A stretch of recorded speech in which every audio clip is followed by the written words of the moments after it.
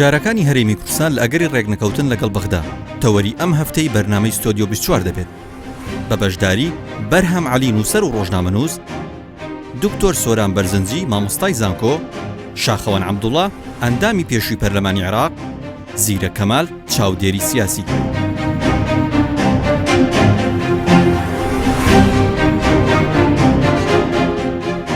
شەوتان باش. ئێستا وادێتە بەرچاو کە پاش ساڵێک لە هەوڵی حکوومەتی هەرێمی کوردستان بۆ ڕێکەوتن لەگەڵ حکوومەتی عێراقا بۆ یەکلاییکردنەوەی بەشێک لەو پرسەڵپەسێراوانەی نێوانیان بە تایبەت لە پرسی بوجە و موچەی کوردستانە بۆ گەیشتن بە ڕێکەوتنێکی هاوسەنگ هێشتا هیچ ئاسۆیەک بۆ ڕێکەوتن لە ئارادا نییە و دیارە ئەو سەردانە تاکلایەنانەی بەرپرسانی باڵای کوردستان لە سەرۆکی حکوومەتی هەرێم و جێگیری سەرۆکی حکوومەتی هەرێم و شاندی حکوومەت و تەنانەت سەرۆکی هەرێمی کوردستانیش بۆ بەغدا و کۆبوونەوەی لەگەڵ لایەنە سیاسەکانی عێراق هێشتا بەغدا ئامادەی ملدان بە ڕێکەوتن لەگەڵ کوردستانە نییە. وە سەرباری ئەوەشی کە کوردستان ئێستا ڕازی بووە بە قوبوڵکردنی ئەو مەرجە قورسانەی کە ڕەنگە پێشتر وەکو شەرتی تاعجیزی لە بەغداوە باسکرابن، بەڵام هێشتا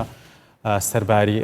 ئەوەی کە بەڕە سیاسەکە لە بنپێی عێراق هێنراوەتە دەرەوە تایبەت بە ڕێکەوتن، بەڵام دیسان ئاسۆیەک بۆ ڕێکەوتن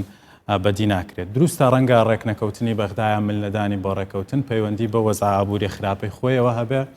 کە ئێستا تێکەوتووە، بەڵام لە دیمەنە گەورەکەیە پەیوەندی بەو حەقیقەتە نەگۆڕەوە هەیە کە 100 ساڵە درێژەی هەیە و پەیوەندی بەوە هەیە کە هیچ کات لە بەغداوە کوردستان وەکو هاوشان و هاوبەش نەبینراوە، بەڵکو هەر کاتێک دەرفەت بۆ ملجەڕاندن و بۆ بچووکردنەوە یانیش بۆ فەرزکردنی ئیرادە هەبوو بێ سەڵکردنەوەیەک نەبووە. ئەمە حەقیقەتێکی مێژوویە کە نەگۆڕینی سیستەمەکان کاریگەری لەسەر هەبووە، نەگۆڕینی کەسایەتیەکان، واتە نا لە پادشایەتیە گۆڕانکارێکی بەسەرا هاتووە، نە کۆماری و نە دیکتاتۆری و نە پاش ئەوەش، وا بە هەمان شێوە گۆڕینی کەسەکانیش هەمیشە ئەو حەقیقەتەی لا کاڵ نەکردوینەتەوە کە ئێمە لە بەغداوە هەمیشە بە چاوی نەیار سیرکراوین، نەک مامەڵە یارمان لەگەڵ بکرێت. لەگەڵ ئەم واقعە چەسپاوایە واقعێکی تاڵیشەیە، ئەویشەوەیە کە کوردستان بەداخەوە جۆرێک لە پاشکۆیەتی و جۆرێک لە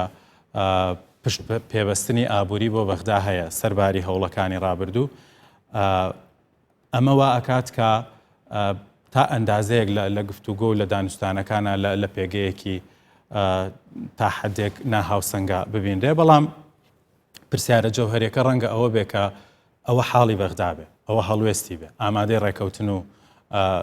سازان لەگەڵ تۆیانە بێ، ئەبێ بەدیلی کوردستان چی بێ. ینی بەمانایەکی تر ئەگەر لۆجیک وامان لێداوا بکە کە هەموو هێلکەکان نەخەینە سەبەتەیەکەوە و ئەگەر ئەو سەبەتەیەش بەغدانە بێ، ئایا سەبەتەکانی تر ئەبێ چی بن؟ و بژاردەکانی کوردستان چین لەم قۆناغەیە و پلانەکان چین کە خۆی بۆ حازر کردووە لە ئەگەری ڕێکنەکەوتن لەگەڵ بەغدایە. من هیوادارم کە ئەمە بژاری سەرەکیە مەڵقەیە، هیوادارم پەرژەینە سەر ئەوەی کە هەم فاکتەرەکانی ڕێکنەکەوتن لەلایەن بەغداوە ڕوون بکەینەوە و هەمیش ئەو بژاردە و ئەو پلانانەی کە پێویستە حکوومەتی هەرێمی کوردستان هەیبێ بۆ پڕکردنەوە و جێگرتنەوەی پلانی ڕێکنەکەوتن لەگەڵ بەغدا. ینی پرسیارەکە بە نوعێکی تریش باوا بێ، ئەگەر هاتو ئێمە ڕێکنەکەوتن لەگەڵ بەغدا بارگرانیەکی قورسی ئابووری لەسەر حکوومەتی هەرێمی کوردستان دروست بکە، بەڵام ئایا لێکەوتە سیاسەکانی چیە؟ ئایا دەرفەتەکان چین؟ ئایا دەرفەتی ئەوە ناهێنێتە کایەوە کە ئێمە بتوانین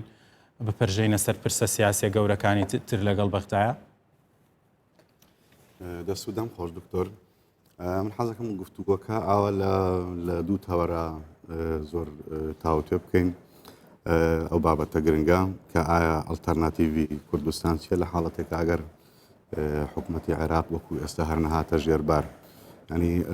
لە تەوەری یەکەم ئەگەر باز لەوە بکەین کە عێراق وەکو دەوڵەت و حکوومەت ئەمە چ زۆرە دەوڵەتێکی ئەمە 100 ساڵە تووشی بووین و تا ئێستش لە دانوستانی ئەوەی کە چۆن بجە بنێرێ وێڕای سیستەمی فیدرالی، بەڵام لە بەشی دووەمە هەر لە بەشی یەکەمە توانین تۆزێکیش باسی لە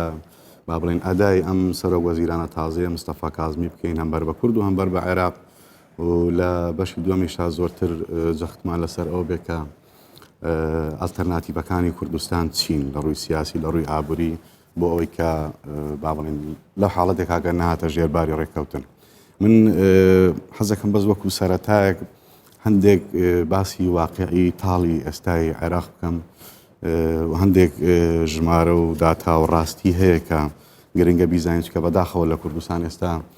هەندێک پەرلامانتار یاخود هەندێک لە میدیاکان هەندێک سیاسی هەندێک لە حیزبەکان باز لەواکەن کە ئەمە تەعاان قسەیەکی تاڵە کاکرێ بەڵام ڕاستیەکیشە ڕاستیکی تاڵیشە خەڵکێک پەیدا بووە کە باڵێن بانگەشەی ئەوواکە کە ئێمە هەر چۆنێک بێ دەستبەرداری ئەم قاوارەیە بین و بچینەوە باوەشی حکوومەتێکی بەهێزی مرکزی لە عێراق من هەندێک داتا و ڕاستیم کۆ کردوتەوە بۆیە لە مۆرەقەیەمێ سوود وەرگرم بۆی چونکە هەندێک ژمارەی وردی کە نامێ هەڵە بکەم ئەمێ ورتر بم ئەوەی کە لێمان داوا کرد ئێمە بچینەوە باوەشی عێراقێک کە ئەو خەڵکە پێیان وایە عێراق نەرویز بێ یا نەمسا بێ یا سوید بێ یا بەریتانیا بێ کە سکۆتلەندا بە ڕیفراندۆم لێجانە بۆ ئەم عێراقی کە باسە کرێ ئێستا عێراقا عێراقی بێسیادە و بێبڕیار و گۆڕەپانی ململانەی ئەمریکا و ئێران و زۆر وڵاتی تر عێراقی خاوەن نزیکەی 67 گروپی میلیشیایی حەشدی شعبی کە 250,000 چەکدار زیاتریانەیە و هیچ ڕۆڵێکی وایان بۆ سپانێشتەوە عێراقێک کە تا ئێستاش مەترسی هەیە داعش لە هەر ساتە وەختێکا بێت شارێکی گەورە بریاسن شارێک بگرێتەوە عێراقێک کە شەڕی بەردەوامی تایفی ململانی تایفی بەردەوامی تایە هاوکات تاوانەکانی کوشتن و بڕین ڕفاندن ئەمانە تا ئێستا بە ڕێژەیەکی مەترسیدارن عێراقێک کە بەهۆی شەڕی داعشەوە چەند شارێکی گەورەی وێران بووە بە تایبەتی شارە سوننەکان و کۆمەڵێکیش لە قەزا و ناحیەکانی ناوچە کوردستانیەکان عێراقێک کە وێڕای سامانی نەوتی لە هەمیشە لە 2023 تا ئێستا لە ڕیزبەندی دەیەکەمەکانی وڵاتانی گەندەڵایە عێراقێک کە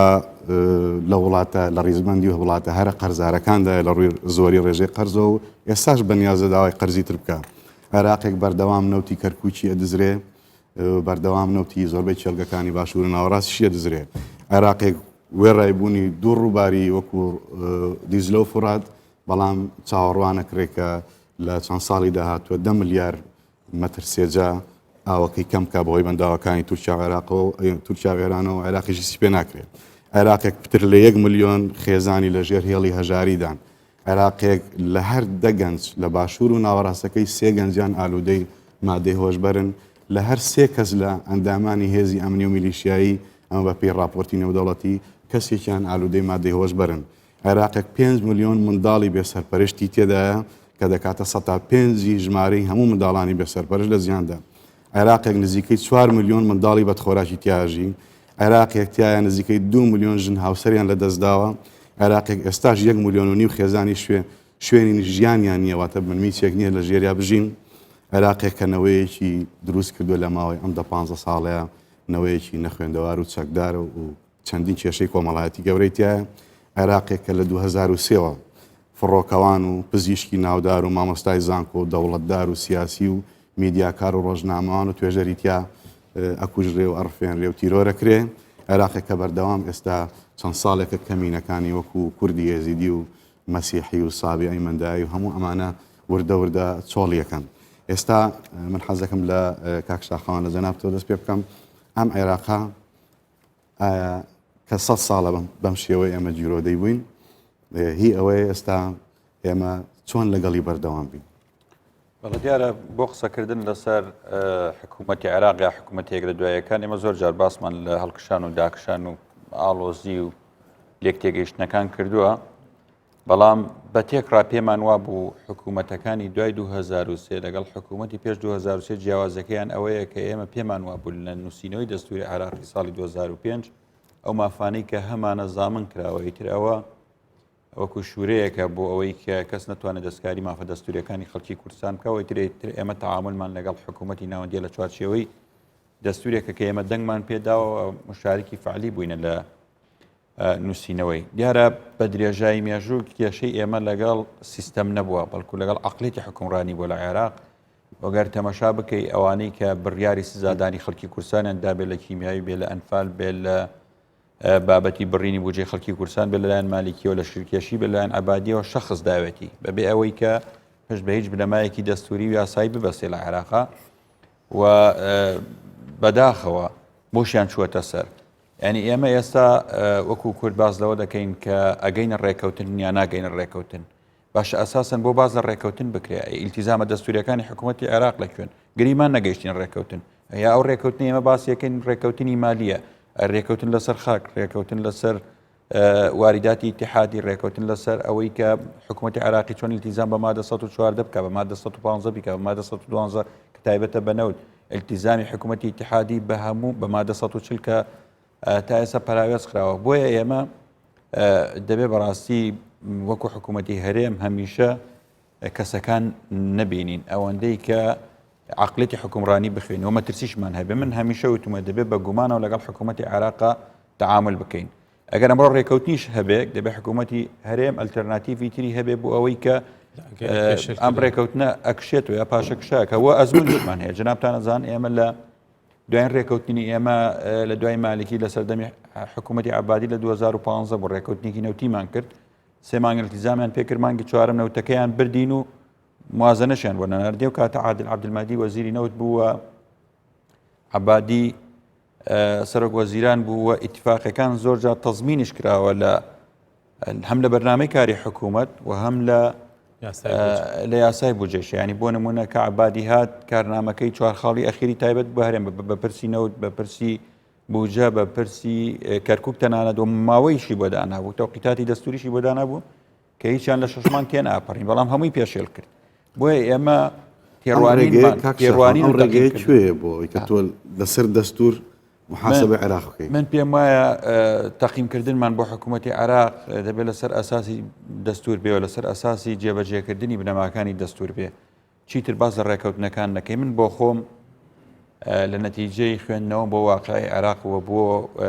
ئەو نەفەسەی کە ئێستا لە عێراق دروست بووە هیچ ئومێدم بە ڕێکەوتنیەوە گەر ڕێکەوتنی کەشە بێ نۆخبەیەک دروست بۆ لە عێراق ئەمڕۆ لەو ڕێکەوتنە ئەداوە هەوڵ ئەوەدا کە هەر سەرۆک وەزیرانێک کە بیەوێ لەگەڵ کورد نێزک بێتەوە ڕێک بکەوێت ئەوە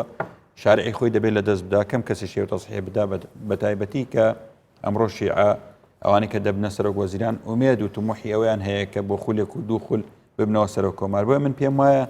حکوومەتی هەرێمی کوردستان نابێم کاتانە بە فیڕۆ بدە لە مەجای ڕێکەوتن لە بارەی بوجە. ڕێکەوتن لە بارەی بوجە عێراق بە قەیرانێکی دارایی ئاڕات. بۆیە حکوومەتی هەرێم لە پەنای ئەو بابەتە دەبێت لێرە هەوڵی ئەوە بدا کە چۆن بتوانێت زەمینە لەبار بکە بۆەوەی کە بتوانێت سەرچاوی تری داهات بۆ خۆی پەیدا بکەوەی اعتیمادی لەسەر حکوومەتی اتحادی نەکە. لە پاڵ ئەوەشە لەگەڵ حکوومەتی اتحادیە بەردەوام بێکا کە بابەتی موچە و بوجە ئەگەر ئەمڕۆ کێشە هەیەوە ناتوانین بگەینە گفتوگۆ دەبێت شاندی حکوومەت بەردەوام بێت لەسەر پرسەکانی تر. پێم وایە قسەکردن لەسەر پرسەکانی تر حکوومەتی اتحادی ناچارە کە یاپاڵی پێوەنا لەسەر بوجە نەرم بێ چکە کۆمەڵێک قەزیە هەیە کە عێراق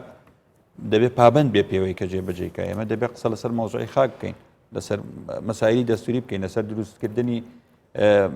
با بڵین مەجلیسی اتحادی بکەین قسە لەسەر کۆمەڵێ پرس هەیە کە بۆکو فشارێک لە بەرامبەر عێراق بەکاری بین بۆی لە پرسەکانی ترە نەرم بێتەوە. ناکرێت بەڕاستی ئێمە لەبەرەوەی کە حکوومەتی عێراق لە ئێستاە نەچۆتە مفاوەزاتی جددی لەبارەی وەرگرتنی قەرزەکانی و تاو کاتی نەچێتە مفاوەزاتی جددیەوە لەبارەی قەرزەکانی و سندوقی نەقدی دەولی زەماناتی پێدانی قەرز بە عێراق نەکە ئەویش ڕەنگە نەتوانێت ئیتیفاقی مالی لەگەڵ حکوومەتی هەرێمە بکات چکە بەلای ئەوە گرنگترە بۆ ئەو کە بتوانێت بودجەی خۆی دابین کەەوە موچەی خەڵکی عێراق دابین بکە و لە مانگی ڕابردووە جەنابتان نەزان بۆ ماوەی 2 هەفتە موچە دواکەوت و بەشێکی پێدانی موچە لەسەر ئەساسی قەرزکردن و لە مەسارفی داخلی عێراقی لە بانقی نێوخۆی بوو و ئێستا بۆ مانگە دیسان هەمان کێشیان هەیە. بۆیە کە حکوومەت فریای ئەوە ناکەوێت لەگەڵ توە لە مەجای مالیا ڕێبکەوێت دەبێت ئێمە کارتەکانی تر بابەتی 140 و بابەتەکانی تر بخەینە بەر گفتوگۆوە کاری لەسەر بکەین. بۆیە نابێ من پێم وایە حکوومەتی هەرێمی کوردستان بوەستێ چاوەڕێ و کاکەی حکوومەتی عێراق وەڵامێداتەوە لەسەر ڕێکەوتنی مادی دەبێ ئێمە داوا بکەین ڕێکەوتن لەسەر پرسەکانی تر کرێەوە لە جیا لە ڕێکەوتن داوای التیزامە دەستوریەکان بکەین لەسەر حکوومەتی اتحادی. کاک زیرەک پێ دوایە عێراق ئێستا ئەو دەوڵەتەیە ینی خاوەن بڕیارە بەرپرسە دەسەڵاتدارانی ئێستا عێراق خاوەن بڕیاری خۆیانن یاخود فشاری دەرەچی هەیە لە سەریان بە تایبەتی لە دانوستان لەگەڵ کوردستان ئایا بڕیار لای خۆیانە؟ بەڵام ئەگەر دەرفەت هەبێ دەمەوێ ئەگەر بە کورتیش بێ باز لەوە بکەم ئایا ئەو چێشانی ئێستا هەرێمی کوردستان و بەغدا هەیەە پەیوەندی بەو سیاقە زەمەنیەوە هەیە کە ئێستامە تێیدا دەژین یان باگراوندێکی مێژووی هەیە چکە زۆر جار با بڵێن جێبەندکردنی ڕووداوێت یان هەر شتێک کە ئێمە لە ناو سەرگۆڕەپانی سیاسیدا دەیبینین ئەگەر بێت و لەو چارچێوە زەمەنیت تەماشای بکەین بۆی هەیە ڕەهندێکی زانستی نەدەینێن من دەمەوێت ئاماژە بۆ بکەم کێشەکانی ئێمە لەگەڵ بەغدا با بڵێن لە 2003 بەسەرەوە لە کاتی دەستوری کاتی و دوزار دەستوری هەمیشەی تاکو بێ ئێستا دەگا بەردەوام بووە بەڵام فۆرمەکانیان جیاواز بووە کێشەی هەرێمی کوردستان و بەغدا لە 2003 بەسەرەوە کە دەوڵەتی تازی عراق دروست بووە کێشەکانی ئێمە و بەغدا بەردەوام بوون تا بە ئێستا دەگات تەنها فۆرمەکان جیاوازیانی ئەگەرنا لە ناوەڕۆکدا یەکشتا بەڕێزان لە 27/6/2006 ئێمە ژمارەیەک لە نووسەران جەنابی مامجەلال بەڕەحمەت بی داوەتێکی کردین لەوێدا گوتی بەشێک لە هێزە عراقیەکان خۆیان لە جێبەجێکردنی مافە دەستوریەکانی خەڵکی کوردستان دەدزنەوە لە 27/6/2006 ساڵ دوای دانانی بەڵێ بەڵێ لە مانجی 2006 جەنابی کاک مەسعود بارزانی لە لێدوانێکی ڕۆژنامەوانیدا دەڵێ هەندێک لە هێزە سیاسیەکانی عراق دژی مافە دەستوریەکانی گەلی کوردستانن تاکو بێ ئێستا دەگا دوای 3 ساڵ تا ئێستا ئەو بودجێکەوە جێگیر کراوە لە عراقی نوێ بۆ هەرێمی کوردستانیان نەناردووە لە ڕۆژی چوارشەمە 12/12/2007 ڕێگای کوردستان ئۆرگانی ناوەندی حزبی شوعی کوردستان لە ژمارە 790 خۆیدا دەڵێ بە ڕێز نێچیروان بارزانی لە بەغدایە بۆ چارەسەرکردنی مادەی 140 بودجەی 2008 کێشەی پێشمەرگە کێشەی ناوچە جێناکۆکەکان لە 2008 هەمان ساڵ هەر خودی کاک نێچیروان بارزانی کە سەرۆکی حکوومەتە دەڵێ بە ڕێگای دەستور دەبێ سەرجەم کێشەکانی ئێمە و بەغدا چارەسەر بن لە یەکی 4/2008 لە کۆنگرێکی ڕۆژنامەوانیشدا دیسان هەر بە ڕێزیان دەڵێ ئێمە و بەغدا دەبێ بە تەفاهومێکی دەستوری چارەسەری کێشەکانی خۆمان بکەین لە یەکی 5/2008 لە کۆنگرێکی ڕۆژنامەنووسیدا هەر بە ڕێز کاک نێچیروان بارزانی دەڵێ بەغدا بەشێکی زۆری مافە دەستوریەکانی خەڵکی کوردستانی نەسەلماندووە ئێمە بەردەوام دەبین لە وتوێژکردن لەگەڵیان بۆ ئەوەی ئەو کێشانە چارەسەر بکەین لە بیرمان نەچێت لە دوای 2000 لە دوای نووسینەوەی دەستوری هەمیشەی و دەنگ لە سەردانی کە بوو بە دەستوری عراق زۆر لە سەرکردە سیاسە دیارەکانی عراق ئەو کاتی بە ئاشکرا ڕایانگەیان گوتیان ئێمە دەستمان شکا بوو کە ئەو دەستورەمان نووسیەوە عراق بە دەستی شکاوەوە ئەم دەستوری نووسیوەتەوە کەواتە لە دوای دەستوری هەمیشەی ئەم لێدوانانەی زۆر لە بەرپرسە عراقیەکان بەردەوام بوون لە ساڵی 2009 11 من بە سەردانێک بە نوێنەراتی بەڕێ سەرۆکی حکوومەت چوومە لای جەنابی ئیسماعیل بێشکچی گەورە نووسەری تورک لەوێ بە منی گوت ژمارەیەک لە برادرانیش دانیش بوو گوتی ئەگەر ئێوە بە تەمان یان هیوای ئەوەتانەیە عراق مافە دەستوریەکانی ئێوە بسەلمێنێ ئێوە بە هەڵەداچوون عراق گەمەی دەستوریتان پێ دەکا نێگوت گەمەی دەستوریتان پێ دەکا بۆیە ناوخۆی هەرێمی کوردستان لە ڕووی ئابووری لە ڕووی سیاسی بەهێز بکەن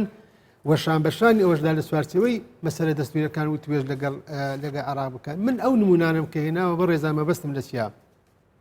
زۆر جار وێنەیەکی سیاسی وا دروست کراوە لە هەرێمی کوردستان و لای هەندێک لە خەڵکی کوردستان دیانەوێ وای نیشاندن کە ئەو کێشانەی لە نێوان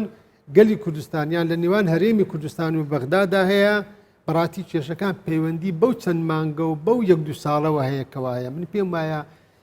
جیاوازی کێشە لە نێوان دوو عقلیەتە دوو کەلتورە دوو بنەمای فکری سیاسی ئایدۆلۆژیا تێکیان بابڵێن ئەو نخبە سیاسیە کە لە عراقدایە یەکیان کەوا پێ دەگوتێت سەرکاتی پێ دەگوتێت هەرێمی کوردستان و بابڵێن نخبەی سیاسی ئەمە کە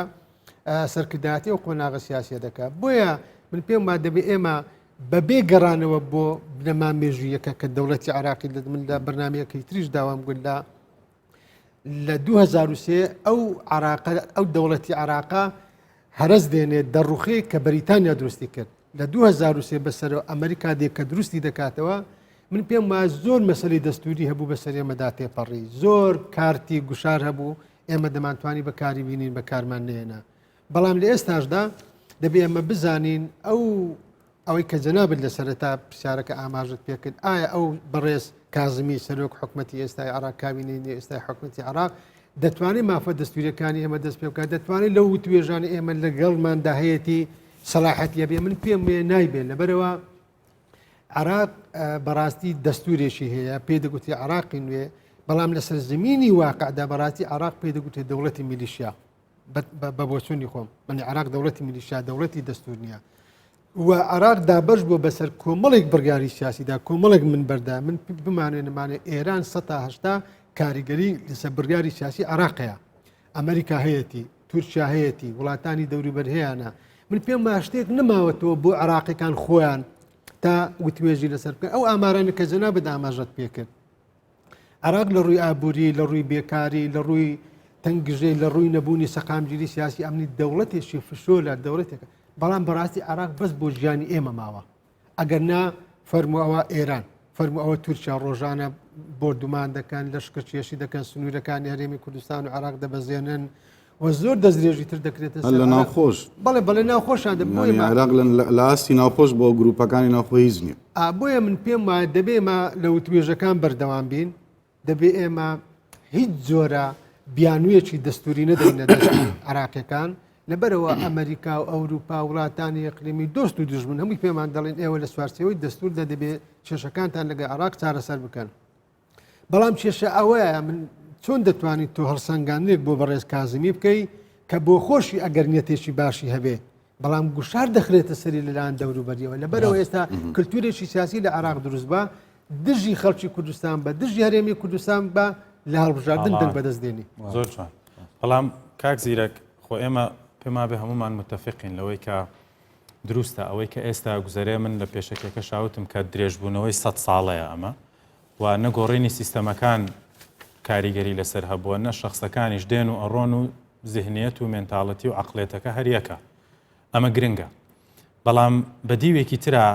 ئەوانەی کە کاکبەرەم ئیشارەتی پێکردەوەن زۆر داتا و ئاماری تر هەن کە قسەی ئێمە نین ینی بۆ ئەوی بڵێن مەسەلەن ئێمە لایەنگرانە قساکەین ئەو ڕێکخراوە نێودەوڵەتیانەی کە هەڵسەنگان بۆ سەرجەم وڵاتەکانی دنیا و حکوومەتەکانی دنیاکەن شاید جیاوادن ینی هەر بۆ نمونە ئێستا ڕێکخراوی تەندروستی جیهانی پێرێ بڵاوی کردوتەوە کە عێراق لە ڕووی ئیدارەدانی پەتای کۆرۆنا و لە ڕووی بایەختان بە کەرتی تەندروستی لە ڕیزی 180هەمین وڵاتی دنیاە لە کۆی 186 وڵات کە دراسی لەسەر کردووە بۆ ئەڵە عێراق ساڵانە تەنها 2.5 واتە 2.5 بودجەکەی تەرخانەکە بۆ کەرتی تەندروستی لە کاتێکا کە دە بەقەدەر ئەوە تەرخانەکە بۆ کەرتی سەربازی و کەرتی ئەمنی و ئەوانە یانیش مەسەلەن ڕێکخراوی تەندروستی جیهانی کە ئەوە ئەڵێ بەدەق ئەڵێ کە ئەمە جیاوازە کە باسەکات ئەڵێ ئەمە هەرێمی کوردستان ناگرێتەوە کە ئەوان خاوەنی سیاسەتێکی تەندروستی تایبەت بە خۆیانن بەڵام لەوێدا زۆر ئاماری سەرنجڕاکێش ڕێکخراوی تەندروستی جیهانی بڵاوێکاتەوە ئەڵێ تێکڕای سوودمەندبوونی هەر تاکێکی عێراقی ساڵانە $161 لە کاتێکا بە ستانداردی نێودەوڵەتی ئەبێ $1024 بەڵامەڵێ ئەم ڕێژەیە ئەم $161 لەسەر کۆی هەموو پارێزگاکانی ناوەڕاست و باشووری عێراق بەڵام لە بەسرەدا ئەبەزێ بۆ $64 یعنی تاکێکی بەسرە لێرەیە ئەڵێت $64 بەرەکەوێت لە خزمەت گوزاری تەندروستی و ناوچە سونەکانی $61 بەرەکەوێت کەواتە ئەم جیاکارەی کە ئەکرێت دروستە ئێمە بە چاوی کوردان ئەیبینین کە پێمان وایە تەنها دەرحەق بە ئێمەیە بەڵام لە ناو خۆی خۆیە ئەوە ینی کە دەسەڵات هەبوو بێ لەبەر ئەوەی ذهنیەتی حکومڕانێکە لەسەر بنەمای ملشکاندن و لەسەر بنەمای بچووکردنەوەی ئەوانی دیە سڵکردنەوەی تێدا نییە ینی کە شیعە دەستی بەسەر سونەیە بڕوات بچووکیە کاتەوە لێدات و سونەش بە هەمان شێوە بە پێچوانەوە بەڵام ئەوەی پێویستە ئێمە لەسەری بوەستین ئەوەیە کە دیمەنەکە لە تەرەفی عێراقەوە دیارە بەڵام ئەوەی کە پێویستە قسەشی لەسەر بکەن مەسەلەی لە ئەسۆگرتنی ئۆباڵەکەی لەلایەن خۆمانەوە ئایا مەسەلەن ئێمە چیمان کردووە بۆ ئەوەی سنوورێک بۆ ئەو سیستەمە 100 ساڵێ دابنین ئێمە دروستە ڕێفراندەممان کردووە ڕێفراندەمیش ئەوە تاوەکو خۆی ماوەتەوە بەڵام پلانی ئانیمان چێ و پلانی استراتیژیمان چێ ئێمە لە ئێستا وا دەینە بەرچاو کە قەوارەیەکین بەداخەوە هیچ پلانێکی استراتیژیمان نییە بەرچاومان ڕوون نییە کە ئەمەش وا ئەکات مەترسی هەرە گەورەکە لەم خاڵەوە بە قەناعەتی من سەرچاواگرێ ئێستا پلانی استراتیژی کوردستان بۆ 10 ساڵی ئایندە چییە؟ خۆی لەکوێ ئەبینێتەوە؟ ئایا درێژە بەم سیناریوانە ئەدا یاخود پلانی ترمان هەیە؟ طبعاً ئەوەی کە لە ڕابردووە هەبووە ئەوەی کە ئێمە هێشتۆتەوە ئەوە بووە کە ئێمە هەمیشە پلانی استراتیژیمان هەبووە. طبعاً ئەوەی کە شۆڕشەکانی شێخ مەحموود و ئەوەی کە پێشەوا قازی محەممەد و ئەوەی کە ڕەحمەتی بارزانی خەڵکی لە دەورکۆکردبوونەوە خۆ پرسی بووجە و خۆ بەڵێندانی گەورە نەبووە، بەڵکو ئەو پلانە استراتیژی و نەتەوەی و نیشتیمانێ بووە کە بە خەڵکیان داوا وای کردووە کە خەڵک ئامادە بێ هەمیشە بە ئومێدەوە لەگەڵیان بەردەوام بێ. بەڵام ئێمە ئێستا حالێن چەقیوین لە دۆخێکی زۆر چەقبەستوین کە ئەمە بە استراتیژ و بەرنامەژ وای لێکراوە کە ئێمە بکەوینە ئەم قۆناغەوەکە بووجە و موچە ببێتە پرسی سەرەکی و پرسەکانی ترمان پشتگوێ خستووە. یەک پرسیار من هەڵۆدەم بەم پرسیارە بیکەینە ئەو تەوەرەی کە جەناوت باس کرد کاک بەرەم. یعنی ئایا ئەو پشتگیریە پێشوەختەی کە هێز و لایەنە سیاسەکانی کوردستان بۆ مستەفا کاظمی کردیان وەکو یەکەمین هێز لە عێراقا ئێمە پشتگیریمان بۆ کاظمی دەربڕی دەست پێشخەریەکی باش بوو. ئێستا کاتی ئەوەیە ئێمە بپرسین ئەمە لە بەرامبەر چیاکرا لەسەر چ بنەمایەک ئەم پشتگیریە دەربڕا و بۆ کرا؟ ئایا لەسەر ئەو بنچینەیە بوو کە پێمان وا بوو کاظمی جیاوازە لەوانی کرد من پێم وانە پێکاوێتمان؟ ئایا لەسەر ئەو بنچینە بوو بێ کە پێمان وا بێ کاظمی ئەتوانێت قۆناغێکی تازە لە پەیوەندی نێوان هەولێر و بەغدا بێنێتە کایەوە من پێم وانە دقیق و دروست بوو بین؟ ئایا قەناعەتمان وا بوو بێ کە مستەفا کاظمی ئەتوانێت مۆدێلێکی باشتر لەوەی عەبدولمەهدی پێشکەشکە؟ نەخێر. و دەرەنجامەکەی بەوە کەوتەوە کە ئێمە عەبدولمەهدیمان بە نەوعێک لە نەوەکانی استیفزاز کرد لە ڕووی سیاسیەوە ئەویش دوایمین بڕیاری سیاسی خۆی دەرحەق بە کوردستان ئەوە بوو کە بووجە و موچەکەی بڕی. یعنی کەواتە یەکەم پەردبوونی خۆمان کە من هیوادارم بپرژینە سەرەوەی کە باسی کەین، یەک نەبوونی دەنگ و خیتابی سیاسی خۆمان و بە جددی تەسلیمبوونیشمان بەو ئیرادەیە کە بە شێوەیەکی سیستماتیک ئیشی لەسەر کراوە لەسەرەوەی کە ئێمە پرسی 100 ساڵەمان بێنین و بیکەین بە دەلاقەی بووجە و موچەیە. ئەمە کاریگەری زۆر گەورەی هەیە و فاکتەرێکی شەکە خۆمان لە دروستکردنیان بەشدارین. ئەمن پێم وایە لێرەوە پێویستە ئێمە بپرژینە سەر ئەوەی کە سنوورێک بۆ ئەمەدا بنین و بەرچاوڕوونیمان هەبێت. دکتۆر باسی کاک زیرەکیش و کاک دکتۆر سۆرانیش باسی مستەفا کاظمی کرا کە ئێمە ئێستا حاڵی حازرێمە لە دانوستانین لەگەڵ مستەفا کاظمی. ئەوەی کە منەی بینم وەکو ڕۆژنامەوانێک لە ینی مستەفا کاظمی لەم ماوەی با بڵێن کە چەند مانگێکە ئەو پۆستی وەرگرتووەی سەرۆک وەزیرانی نوێی عێراق لە غێری کۆمەڵێک بڕیار و سەردان و هەندێک جەموجۆڵی نمایشی و شۆ ئاسا شتێکی کەی نییە. من پێرێ راپۆرتێکی کەناڵی BBC بینی لەسەر ئەدای مستەفا کاظمی. راپۆرتەکە زۆر ناونیشانەکەی زۆر سیر بکاڵێ جیاوازی حکوومەتی نوێی عێراق لەگەڵ حکوومەتەکانی ڕابردوو تەنیا بانگەشەی میدیاییە. زانە ئەو ریپۆرتازەیە لەگەڵ ئەو فۆتۆگرافەرەی کە لەگەڵ مستەفا کاظمیە لە سەردانەکانیە لەگەڵ ئەوە قسە کرابوو کاندێک جموجۆڵی سیرەکە هەندێک دیمەن و گرتەی جوان و تایبە دەگرێت کە بۆ خۆشتانە زانانی مستەفا کاظمی بۆ خۆی لە دووسلکی هەم ڕۆژنامەوانی و لە بواری ڕۆژنامەوانی و لە بواری هەواڵگریدا کاری کردو و ڕەنگە کاریگەری ئەم وێنانەی ئەو فۆتۆگرافەرە بۆ یەگرێ بزانێ هەمبەر بە کورد هەمبەر بە عێراقیش مستەفا کاظمی جگە لەم شتە با بڵێن نمایشیانە یا شۆ ئاسایانە شتێکی وان نابین. مەسەن تۆ بینی لە لای کورد بووجە و موچە هەر بڕاوە.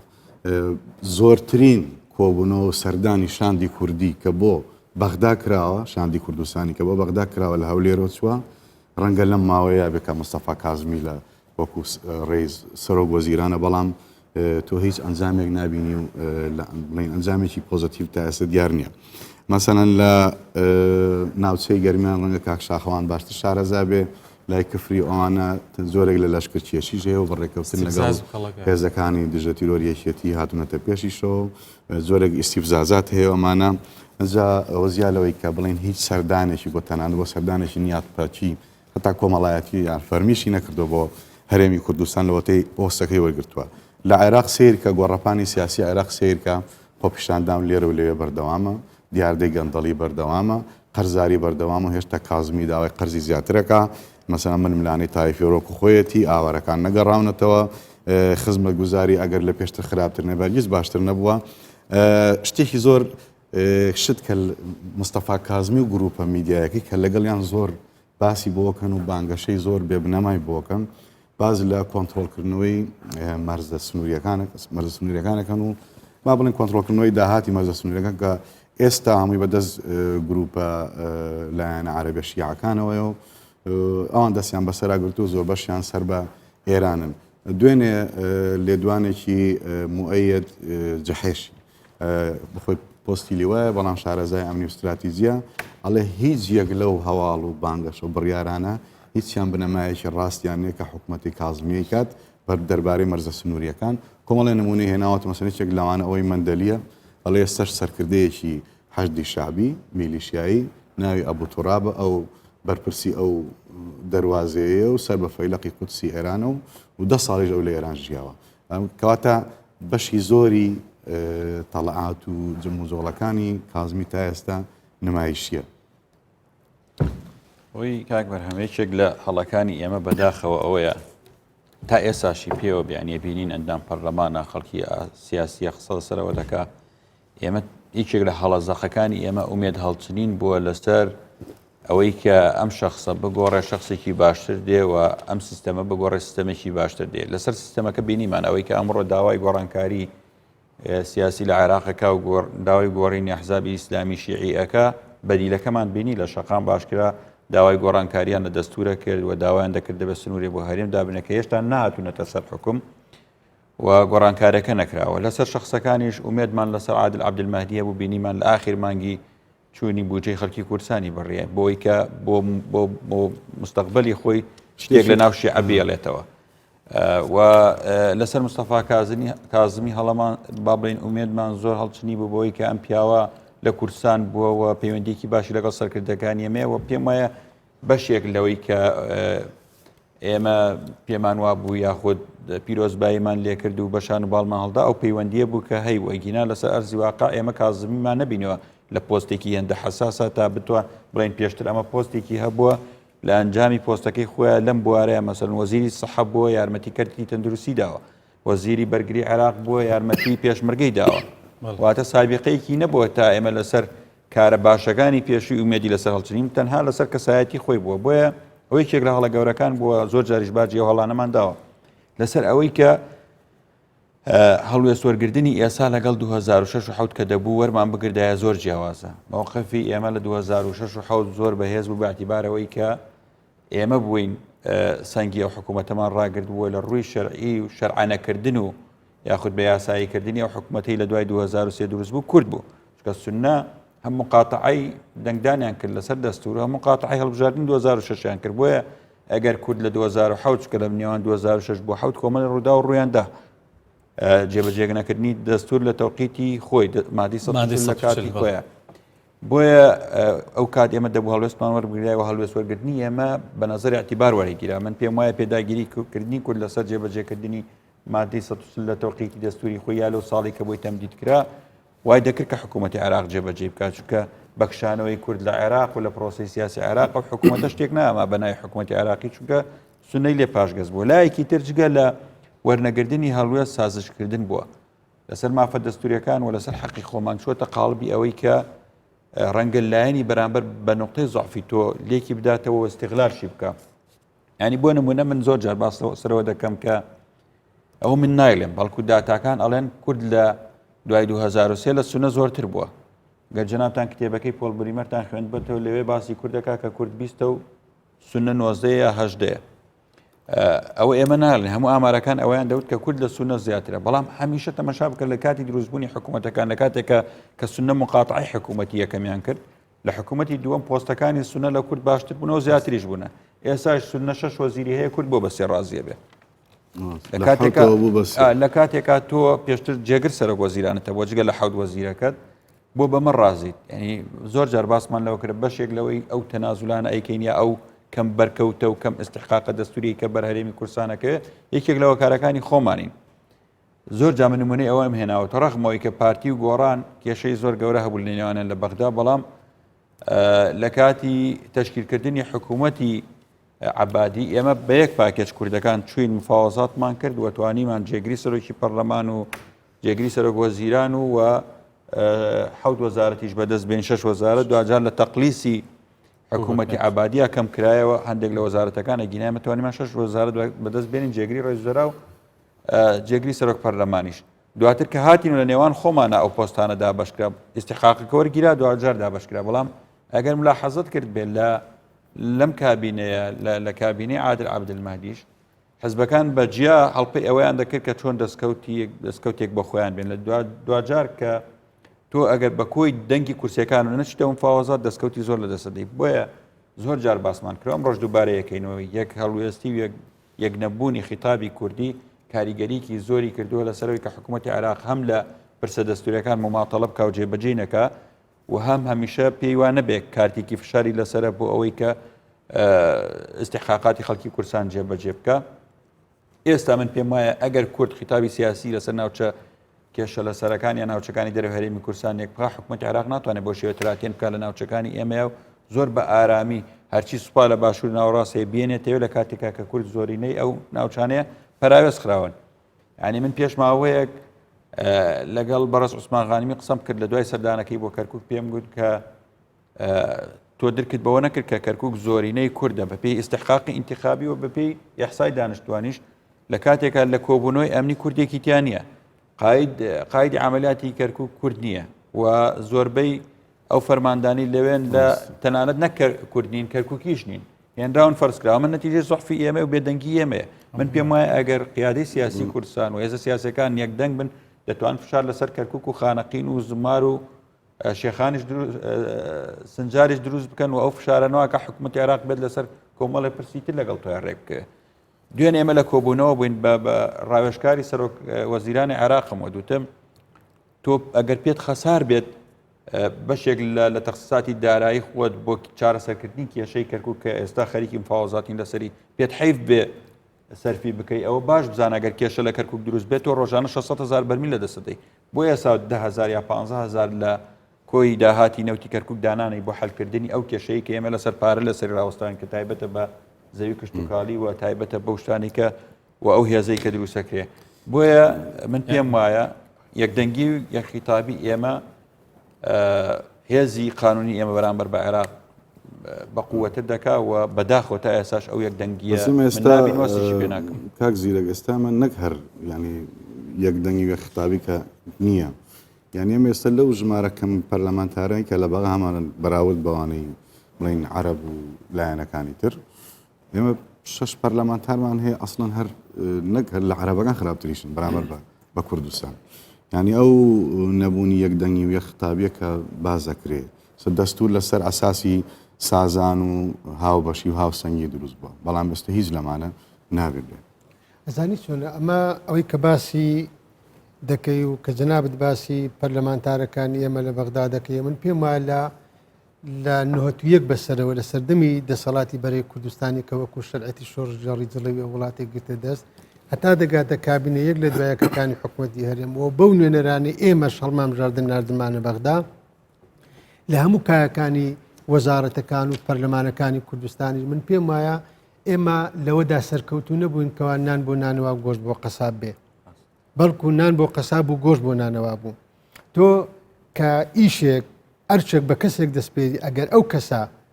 ئەهلیەتی ئەو ئیشەی نەبێ پسپۆر نەبێ زانان نەبێ لەو بوارەیدا کە پێی دەستپێری سەرکەوتو نابێ بەڵێ ئێمە خەڵکمان هەیە من باز لە ئێستا ناکەم باز لە ڕابردوش دەکەم لەگەڵ ڕێزم بۆ برای خۆشەویستم کاک شاخەوان ئێمە خەڵکێکمان ناردۆتە بەغدا پێیوە بە دەنجی خۆی چۆتە بەغدا لەبیری چوە کە نوێنەراتی گەلی کوردستان دەکات لەبیری چوە کە بەهێزی هەرێمی کوردستان و شکۆی گەلی کوردستان و باشبوونی ژیان و گوزەرانی خەڵکی کوردستان پێگەی ئەو بەهێز دەکات لە بەرامبەر کوتلە سیاسەکانی عێراق ئەمە حاڵەتان بەڵام ئەمە پەیوەندی بەوە نیە بەڕاستی ئەمە دیسا تاکید لەوە دەکەم ئەمە لە پەرلەمانی کوردستانیش ئەو خاڵە لاوازەمانەیە خەڵکێک بۆتە ئەندام پەرلەمان مەبەستم هەمویان نییە بەشێک لە پەرلەمانتارەکانی ئێمە چ لەوانێک کە نردمانن بۆ بەغدا چ لەوەی کەوا لە پەرلەمانی کوردستان چ لەوانێکەوە کردمانن بە وەزیر و ڕاوێژکار و بەڕێوەبەری گشتی پۆستی جیازیاماندانێ من پێم وایە لە ئاستی ئەو ئیشەدانە بوو بەڵکو لەسەر بنەمایەکی حزبی بکەوە دەڵێم من باو بە حیزب دەدەم چێ دەکاتە وەزیر چێ دەکاتە ئەندام پەرلەمان بەڵام حزبیش ئازاد نییە لەوەی لەبەرەوەی من ئەو دەنگانم بەدەست هێناوە من متمانی خەڵکی کوردستانم بەدەست هێناوە من ئەو کەسانم دەوێت بیان کەمە ئەندام پەرلەمان و وەزیر و ڕاوێژکار و بەڕێوەبەری گشتی کە خۆم دەمەوێن نەگەوانێک کە پسپۆر من پێمە خاڵە لاوازەکە ئێمە لەوەدایە ئەزای بەڕێزان ئێمە زۆر باسی خاڵە لاوازەکانی عراقمان کرد بەڵام بۆی هەیە ئێستا بینەری کەناڵ 24 بینەری ئەو بەرنامەی ئێمە بپرسێ باشە ئێمەش وەکو ئێوە دەزانین کە عراقی ملیشیایە کە عراق سەقامجیدی ئەمنی تێدانە کە عراقیەکان کە عراق لە دەست عراقیەکان نەماوە کە وڵاتانی یەقلیمی کاریگەریان لەسەر بڕیاری چاکی عراق بەڵ ئێمە چی بکەین خەڵکی کوردستان پێویستی بەوە هەیە کە بەڕاستی ژیان و گوزەرانی بەرەو باشتر بڕوە خەڵکی کوردستان دەیەوێت سەقامجیدی سیاسی زیاتر هەبێ یەکڕێزی زیاتر هەبێ من جارێکی تری هەر لەو کەناڵ باسی ئەوم کرد بەڕێز یاسر عەرەفاتی ڕەحمەتی لە لێدوانێشیدا دەڵێ من و هەموو فەلەستینیەکان دەمرین لە پێناوی فەلەستین عەبدوڕەحمان ڕاشد وەڵامی داوە گوتی فەلەستینیەکان مردن ئەوەندەی بمرن تااقەتی مردنیان نەماوە پێویستە گەلی فەلەستین ڕزگاری بێ بۆیە من پێم وایە کە ڕەخنە لە حکومەتی عراقی دەگرین کە ڕەخنە لە هێز و کوتە سیاسەکانی عراق دەگرین من پێم وایە ئێمە ئێستا کاتی ئەوە هاتووە خوێندنەوەیەکی وردی بابەتیانەی زانستیانەی ڕەخنەیانە بۆ دۆخی سیستەمی سیاسی حکومڕانی بکەین لە نوێتویەکەوە تاکو بێ ئێستا دەگا من پێم وایە زۆر شتە بوو دەمانتوانی بیکەین زۆر شتە بوو دەمانتوانی کەوە ئەو کە عراق لە 2003وە کابینە لە دوای کابینە کێشەی بۆ ئێمە دروست کردووە ئێمە دەمانتوانی کارتی بەهێزترمان هەبێ دەمانتوانی سنگەری بەهێزترمان هەبێ بۆی ڕوبەڕوویان بینەوە بۆی زیاتر لەوە پێشێلی مافە دەستوریەکانمان نەکرێت بۆی زیاتر لە دەرەوەی دەستور مامەڵە لەگەڵ ئێمان نەکرێت ئەوەمان نەکرد بەڵام لە ئێستادا من پێم وایە بەڕاستی ئەگەر بمانەوەکو هەردوو بەڕێزیش ئاماژیان پێ ئەمەگە بمانەوەی هەبین بمانەوێ زیاتر لەو دەشکانەوە لە نێوان ئێمە عراق زیاتر دەستی ئێمە نەشکێنێتەوە زیاتر باری سەرشانی خەڵکی کوردستان قورس نەبێ زیاتر ئەو دۆخە ئابوووریە نالەبارێک کە ڕووی لە خەڵکی کوردستان کردووە بەردەوام نەبێ یەکەمین خاڵ کە دەستی پێ بکەین ئەمە دەبێ یەکڕێزی تەبایی لە ناوخۆماندا هەبێ ئەگەر ئێمە لەسەر ئاستی پەرلەمانی کوردستان سەرۆکایەتی هەرێم حکوومەتی هەرێم نوێنەرانی ئێمە لە بەغدا یەکڕێزی سیاسیمان بەهێز نەبێت و هەمومان لەژێر چەتری هەرێمی کوردستان و لەژێر ساباتی بەرژەوەندی باڵەکانی گەلی کوردستان کۆ نەبین و هەیبەت پەیدا ناکەین کاکشاخەوان کاتێک دەتوانێت کە دەنجی خۆی دلێرتر بکات و پێگەی خۆی بەهێزکار لە بەغدا کە پاڵپشتی گەلی کوردستانی هەبێ پاڵپشتی گەلی کوردستان کاتێک کە دروست دەبێت ئێمە بەڕاستی ینی مافەکانی گەلی کوردستان لە هەموو ڕێکەوە پارێزرا ببرن بەس ناوبڕێگەڕۆین بۆی بچینەوە بچینەتەوەری دووهەم بەڕێزان ناوبڕێگەڕۆین و دەگەڕێنەوە لاتان بۆ گفتوگەکان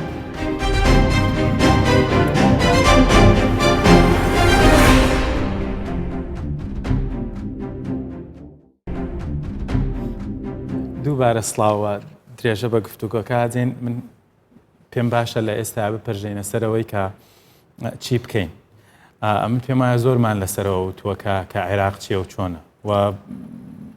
ناتوانین وێنەکە لەمە زیاتر ڕوونکەینەوە زۆر ئێجگار ڕوونە وەلای هەموو لایەکمان معلومە کە عێراق مادام هیچ کات تۆی بە هاوشان قبول نەبوو بێ ئێمە بۆ هەستەکە لە لامان دوولایەنە نییە یعنی ئێمە لە زۆر وێستگەی مێژوویە تووشی ئەم هەڵەیە بووین کە بەداخەوە بۆتە بەشێک لە مێژووی ئێمەشکە ئەوە عێراقە نەگۆڕا مادام ئێمە لە دەرسی 100 ساڵەمان هەبێت 100 ساڵ ئەزمونێکی زۆرە بۆ هەموو شتێک 100 ساڵ زۆرە مادام تۆ ئەزمموی شانشینیت هەبوو بێ هەر وەزعی تۆ هەروەکو یەک بوو بێ و مادام تۆ ئەزمموی کۆماریت بوو بێ و مادام ئەزمموی دیکتاتۆریەتت هەبوو بێ و مادام فیدراڵەتێکی فشەڵت هەبوو بێ و مادام حکمی سونە و شیعەت بینی بێ و وەزعەکە بۆ تۆ هەر نەگۆڕابێ ئیتر ئەم خۆ هەڵواسینە مزەیەفە چییە ئەم بە قیبلەکردنەی بەغدا لە پێناوی چیانی لەسەر چه ئەساس و لەسەر چی بنەمایەک ینی تاکە بە ئیرادەی کورد نییە ئەو ئەخر دروستە بەڵام ئەو بەشەی کە پەیوەندی بە ئێمەوە هەیە خۆ ئیرادەی کورد نییە قەیناکە ئەوکو بە ئیرادەی من نییە کە ئێستا من ناچارکراوم بەشێکم لە عێراق بەڵام خۆ ئەکرا بە ئیرادەی خۆم و ئێستش درەنگ نییە وا بکەم کە زۆر پاشکۆی نەبم زۆر پشتی پێ نەبەستم کە وەکو ئەو لە من بێ منەتە لە هەر وێزگەیەکی مێژوویە پێویستی بە ئێمە بوو بێ ئێمە ئەم زۆر دەست و دڵ کراوەی و ئەم زۆر خانەدانێمان دەرحەق بە عێراق من حەزەکەم پاداشتەکەی لە بەرامبەر بینی بێتمانەوە ئێمە پرۆسەی خاوەنی پرۆسەی سیاسی عێراق و زیندوکردنەوەی عێراقین لە دوای 2003ەوە ئێمە خاوەنی بەشێک لەو کابینانەی کە دروست بۆ لەبەرەوە بە هەوڵ و بە تێکۆشان و بە ناوەنگیری و بە بەشداری کارای کورد نەبووایە دروست نەبوون بەڵام پاداشتەکەیمان بینیوە کابینەی دووەمی مالکی شایە دەکا دوای 9 مانگ لە چەقبەستن و ڕێکنەکەوتن دوجار لەم هەولێرە ڕێکەوتنی بۆ کرا و لێک نزیک بوونەوەی بۆ کرا دوای چەند مانگەکەرەوەنە دەستی کرد بوجەکەتی بڕێ ینی خۆمە نمونەیەک نییە و دەیان نمونەی لەم شێوە هەن کەواتە ئێمە خاڵە جەوهەریەکەی کە ناتوانین بەسەریا سەرکەوین ئەوەیە کە ئێمە ناوخۆی خۆمان زۆر حیف و مەخابنە کە ئێمە دوای 100 ساڵ هێشتا ئەو قسەیەمان لە دوابێ کە تۆ ئەوەی کە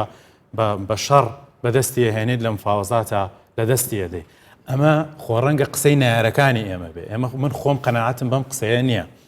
نایارەکانی ئێمە وامانە خوێندنەوە لە ظاهری شاوا پیشانەدرێ بەڵام لە باکگراوندا یەک نەبوونی خۆمان خۆ ئەگەر ئێمە بەم وەزعی ئێستەوە بهێنینە بەر چاومان ئەگەر ئێمە هەمان وەزعی ئێستەی پەرتەوازە و هەرکەس بۆ خۆی و هەرکەس لە ئاوازێک بخوێنێ و هەرکەس مەسلحەتی خۆی خاتە پێش مەسلحەتە نیشتیمانیەکەوە ئەگەر بەم وەزعی ئێستەوە ئێمە بچوینایەتەم فاوەزات و دانوستانەکانی 2023 و پاش 2023 و دەستورەوە ئێمە ئەمانتوانی چی حاصلکەین ینی پێتوا بوو ئەمانتوانی ئەوەی کە ئیستا لەو دەستورە کە من هیچ ئیمانێکم پێی نییە بەڵام ئەمانتوانی تایە بچەسپێنین بە دڵنیاییەوە نەخێر و هەڵەیەکی تر کە ئێمە بەردەوامیەکەین بە تەسەوری من هەڵەکە لۆجیکیە خۆ نەدەبوو وابێ تۆ لە دوجارە پێویستت بە بنەمایەکەیە بۆی لەسەری گفتوگۆ بکەیت و لەسەری ڕێک بکەویت و پشتی پێ ببەستیت کە با بڵێن دەستورە بەڵام ئەم دەستورە گرفتەکەی ئەوەیە کە دەستورێک بە عەمەلی لە کار خراوە تۆ دەستورێک هەر ئەو کاتە جێبەجێ بکرێ کە لە بەرژەوەندی خۆت و لە دژی من بێ ئەو کاتە دەستور هەیە و ئەبێ دیفاعی لێ بکەیت و دەنگی خۆتی پێت لێرکەی بەڵام هیچ کاریگەریەکی لەسەر دەنگ و پێگە و مافەکانی من نەبێ چ دەستورە دەستورێک لە کاتێکا تۆ مافەکانت بە ئاشکرا پێشێ لەکرێ وەکو کاکشاخەوان وتی دەیگریمانەی من ڕێک نەکەوتی ئەی باشە ئەو ئیلتیزامە تا یاسای و ئەخلاقیانەی کە حکوومەتی فیدراڵی دەرحەق بە تەواوی دانیشتوانی عێراقەتی کە یەکێک لەوانە دەستەبەرکردنی موچەیە یەکێک لەوانە سوودمەندبوونی هەموو هاوڵاتیانی عێراقا لە بودجەی نیشتیمانی و لە داهاتی گشتی ئەم وڵاتە ئەی ئەمە بۆ کوێچ ئێ باشە گریمان ئەگەر من لە ڕووی قانونیەوە ناچار کرابم وەکو کاکبەرە مەڵێ لە ئیرادەی منانە کە من هاوڵاتیەکی عێراقی بم ئیکاتە تاوانی من چی ئەگەر هاتو دوو حکوومەت ڕێک نەکەوتن هاوڵاتی ئێمە ینی سزا بدرێ و باجەکەی بدە ینی کەواتە ئەم خۆ وابەستەکردنە بە عێراق و هەتا ئێستش خۆ خۆتان باسیەکەن هەتا ئێستش ئەو داواکاری هەیە ئەو تێزە هەیە کە بانگەشەی بۆ ئەکرێت کە ئێمە بابگەڕێنەوە بۆ عێراقێکە کە ئەمە واقعەکەیەتی کە ئەمە حاڵەکەیەتی باشە واقعی ئێستا عێراق باشترەکە ئێمە بۆی بگەڕێنەوە یان عێراقی 2005 و 2006 ئێ باشە خۆ ینی چی گۆڕا بۆ کاتە عملیاتی دیجلە و هێنانی هێز بۆ خانەقین و ئەوانە هەبوو بوو ئێستاش بۆیە من پێم وایە پشتبەستن بە دەستور و کوتانی ئەم دەهۆڵە بەڕاستی هیچ دەنگێکی لێ دەرنایە و ئێمە ناگەێنێتە هیچ کوێ لەبەرەوەی کە بەداخەوە خۆ بۆ من قورسە ئەم قسەیەکەم بەڵام ئەمە پراگماتیکیە چەکەکان چین بەدەستی ئێمەوە گەڕانەوە بۆ خود ئەساسە ئێمە ئەبێ بگەڕێنەوە بۆ خۆمان دەستور تا ئەو کاتەی وەکوتم ئێمە باشە کە لە ساڵی 2009 ڕێکەوت نەکرێ کە ئەخرێتە یاسای بووجەوە کە ئەبێ بە یاسا ئیلتیزامێکی قانونی و دەستوری لەسەر حکوومەت و سەرۆکایەتی کۆمار و کێوکێ دروستەکە بەڵام ئەو کاتە کە بە میزاجی شخصی ئەم یاسایە تەعتیلەکرێ و ئەم ڕێکەوتن نامە پێشێ لەکرێ حامی دەستور لەکوێ بوو سەرۆک کۆمار لەکوێ بوو ئێ باشە ئەم پۆستانەی کە ئێمە لەگەڵێکە ئەیگەێنی نەمەریشکە ڕەشە ئێکوا سوود و بەرهەمەکەی ئێکوا چنینەوەکەی ئێخۆ ئەبێ ئەم پرسیارانە لە خۆمان بکەین بۆیە من پێم وایە لۆمەکردنی عێراق خزمەتمان ناکە ئەوەی بەڕاستی یارمەتیدەری ئێمەیە بۆی بەرچاوی خۆمان و خەڵکی خۆمان ڕوونکەینەوە گەڕانەوەیە بۆ خۆمان و پەنجەدانانە لەسەر برینەکان و بە قەناعەتی من لەم پرسەیە زۆربەی برینەکان لە ئەستۆی خۆمانە من هیوادارم ئەمە بێتە دەواازەیەک بۆ ئەوەی کە ئێستا ئێمە چی بکەین حاڵی حاضر هیچ ئەمەلێکی ڕێکەوتن بە عێراق نییە و هیچ ئاسۆیەک بۆ ڕێکەوتن نییە و ئەگەر ڕێکەوتنیش کرا خۆیەکەمین ڕێکەوتن نییە چەندین ڕێکەوتنامە هەبووە و میزاجێت پێشێلی کردووە و دوجار ئەگەڕێینەوە خاڵی بیدایە یاری مارو پەیژە لەگەڵ عێراقاکەین ئێستا چی بکەین ئەم چی بکەینە گرنگە من ینی پێم وایە حکوومەتی هەرێمی کوردستان لەبەرەوەی لە ڕووی ئیداری لە ڕووی سیاسی لە ڕووی حکومڕانیەوە بەرپرسە لە ئیدارەدان و گوزەران و ژیانی خەڵکی کوردستان و ئەم حکوومەتەیە حکوومەتێکی هەرێمێکی فیدرالیە بەشێکە لە عێراق ئەوەی من پێم وایە با حکوومەتی هەرێمی کوردستان وەکو بەرپرسی یەکەم لە ئیدارەدانی خەڵکی کوردستان با لە گفتوگۆ و دانوستان بەردەوام بێ هیوادارم نەک ئێستا ئەم شەو ئەمڕۆ سبەی ڕێکەون بگەنە ڕێکەوتنێک کە جارێ هیچ گەشتبینیەک نییە لەو بارەوە ئەوەی کە حکومەتێکە بە لە لای خۆیەوە بیکات دوو لایەن گرنگە کەشتیان زۆر لە ئەستۆیە مەسەن حکومەتی هەرێم ئەبێ هەمیشە پلانبی یا ئەلتەرناتیڤی ئەوەی هەبێت کە هەمومان متفقی لەسەریەوەی کە ئەگەر ئێمە نەگەینە ڕێککەوتن لەگەڵ بەغدا چی بکەین من بەلای منەوە لە دوو ڕۆوە هەنگاوی گرنگ یەکەم لە ڕووی سیاسی دووەم لە ڕووی ئابووری لە ڕووی سیاسیەوە گرنگە وێ ڕای بەردەوامی لە گفتووەکان لەگەڵ عێراق گرنگە ئێمە ئیتر هەرێمی کوردستان وەکو چەند ساڵی ڕابردووی پێش ئێستا ئیتر دەواازە دیبلۆماتیەکانی خۆی توانە دیبلۆماسیەکانی خۆی بخاتەوە گەڕ ئێمە هێشتا دۆستمانێ هێشتا هەندێک وڵات هەیە کە توانین گفتوگویان لەگەڵ بکەین بۆ هەفتەی پێشوو بینیمان دوو وەزیری دەرەوەی وڵاتان هاتنە کوردستانی فەڕەنسا هۆی کۆماری ئیسلام ئێران بەڵام ئەمە لە ڕووی دیبلۆماسیەوە ینی گرنگی شتەکە تۆ هەموو هێلکەکانت لە ڕووی سیاسیەوە نەخەیتە سەبەتەی یەک دەوڵەتەوە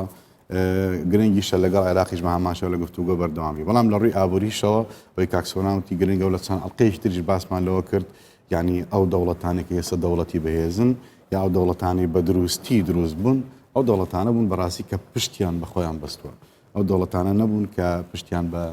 لایەنی دەرەکی بەستووە پشت بە خۆ بەستن بێتە فەلسفەی حکوومەت ئەم پرۆژەی چاکسازێکی ئێستا حکوومەتی هەرێمی کوردستان کابینێنەوە ڕایگەیاندووە بەردەوام بێ گورتر بێ هەموو لایەنەکان بگرێتەوە لە ڕووی ئابوووریەوە ئێمە ئیتر ینی گرنگی بە هەموو کەرتەکانمان بین ئەمە هەمووی لەلایەک کە حکوومەتی هەرێم ئەوی لە ئەستۆیەتی بەڵام من باس لە خەڵکی کوردستانی ژەکەم خەڵکی کوردستان لە ماوەی چەند ساڵی ڕابردووە ینی نەک هەر لە سەردەمی ئازادی و حکوومەتی هەرێمی کوردستان پێش ئەوەش ستەمێکی زۆری دیوە ئازارێکی زۆری چەشتووە لە ماوەی ئەم ساڵانەشتا بەدەست کۆمەڵە کێشەی ئابووری و سیاسیەوە بەڕاستی ئازاری چەشتووە خەمی خواردووە تووشی کێشەی تر بووە کێشەی کۆمەڵایەتی هەیە کێشەی ئابووری هەیە هەموو ئەمانە ڕاستن بەڵام گرنگیشە خەڵک بزانێت کە بەغدا یا عێراق ئەو بەهەشتە نییە ڕاستە ئێمە نابێ هەر بەردەوام لەسەر لۆمەی عێراق بەردەوام بین و ڕەخنە لە خۆشمانەگرین بەڵام گرنگیشتە خەڵک بزانێت کە ئەوانەی ئێستا بۆ نمونە پەرلەمانتارێکی تازە پێکەوتە لە بەغدا لەگەڵ ڕێزی زۆرم بۆ دانیشتنە پەرلەمانتاری تازە پیاکەوتەی پێڵە من ینی لە بەغدا ئەچێ لەگەڵ یەک دوو گروپی عەرەبی و حیزبی دەوڵەمەنی عەرەبی ڕێیەکەوێ و پارە وەرەگریا لە بە هەر ئیغراعاتێک ئەیکات لێرە بخۆی فوو بە مایکەکان ناکاوڵێ بە هەرێمی کوردستان هەڵەشێتە باسپا بچێتە جێشی عێراقی هێرش بێتە سەر کوردستان نابێ هیچ حقوق و شایستەیەک بدرێت بە هەرێم بەهەرحاڵ بە پێشمەرگە ئەڵێ میلیشیا خەڵک گرنگە کە لە خشتە نەبرێ بە مرۆڤ خەڵک گرنگە ڕۆژانی کە عێراق ئێمە هەموو کاکشاخوان جوان باسیەوەی کرد کە مشکلەمان لەگەڵ شەخص و سیستەم نییە ئێمە مشکلەمان لەگەڵ عێراقێگەیە هەر دەمێک حکوومەتی مرکزی بەهێزیتیا بۆ کە جوان باشترین نمونیان ئەوەی سەردەمی بەحسە دیومانە جینۆسایدمان دیوە ئەو جیلەی ئەو نەوەیە کە لە ژێر سایی دەسەڵاتێکی مرکزی بەهێزی عێراقا ژیاون کوردستانی بوون و لەوێ ژیاون جینۆسایدیان بینیوە کیمیابارانیان بینیوە ئەو هەموو ئازاریان بینیوە وەڵا هەموو فەرمانبەران ئەو وەختە موچەیان هەبوو بەڵام ئایا ژماری فەرمانبەر لە کوردستانە چەند بوو لەگە ڕێجێکە 4 فەرمانبەر هەبوو ئایا خەڵک ئەوەی لەبیر نییە کە لە پڕمە فەرزەیەگە هاتووی و یاڵە بۆ جێشی شعبی فەرمانبەر لە ژووری خۆدانیش ئیشتەکرێ و ئەکەمە زەی شعبی چەکی شەکری دەشان کارگی زەی شانازی نەبوو ئایا خەڵک بیرەوەی نییە کە هەر چەند ساڵ جارێک هەر چەند مانگ جارێک کۆمەڵێک موالیدی ئەهاتەوە یاڵە بۆ عسکەری ئەبرایە شەڕێکەوە گۆڕەپانی شەڕێکەوە کە نە بە ئیرادی ئەو بوو نەبەویستی ئەو بوونە پێشی خۆش بە ئەو شەڕە بکە جا ئێمە ئازارەکانمان بەدەست دەوڵەتی مرکزیەوە بینیوە بۆیە گرنگە خەڵک زۆر باش بزانێ ئەو عێراقی کە خەڵکانێک بانگەشەیەکەن ئێمە بچینەوە سەری و هەرێم نەهێڵین ئەمە ئەو عێراقەیە کە وەکو دوو پشک و مار بەردەوامی بە کوردیەوەی یاوە بەس کاک شاخەوان خاڵێکی گرنگ حەزەکەم من حەزەکەم ئەو ڕێیە چیەکە مەسە دەستور گرنگە دەستور نووسراوێکی گرنگە و شتی زۆر باشیشی تایە و خوێندومانەتەوە بۆ کورد شتی زۆر باشی تایە بەڵام زۆر باز لەوە ئەکرێ با بگەڕێنەوە بۆ دەستور بەڵام ئەو ڕێگەیە کوێیە کە ئێمە ئێستا شکات لە عێراق بکەین بڵێن کاکە ئەمە دەستورە خۆ عێراق خۆی ناچێتە ژێرباریەوە پێش ریفراندۆم 55 بەند سەرۆک بارزانانی ڕایگەیان کە هەمووی وەرمانکاری ئێستا زیاتر بووە کاریشمان ئێستا لەسەر. 60 والله. و زیاتر من پێم وایە بابەتەکە ینی ئێستا دەبێ هاوڵاتیانی هەرێمی کوردستان پرسیارێ بکەن. ئێمە بەشداریمان لە ڕوخاندنی ڕژێمی بەعس کرد. ئێستا دەبێ بەراوردێ بکەین لە نێوان ڕژێمی بەعس و ئێستا. دەستورێکمان هەیە بەڵێ ڕاستە ئەو کاتی دەستور هەبووە، بەڵام دەستورە پێمان وایە باشتر و پێشکەوتوترە. جیاوازی ئێمە بەشداریکردنی ئەم حکوومەتی ئێمە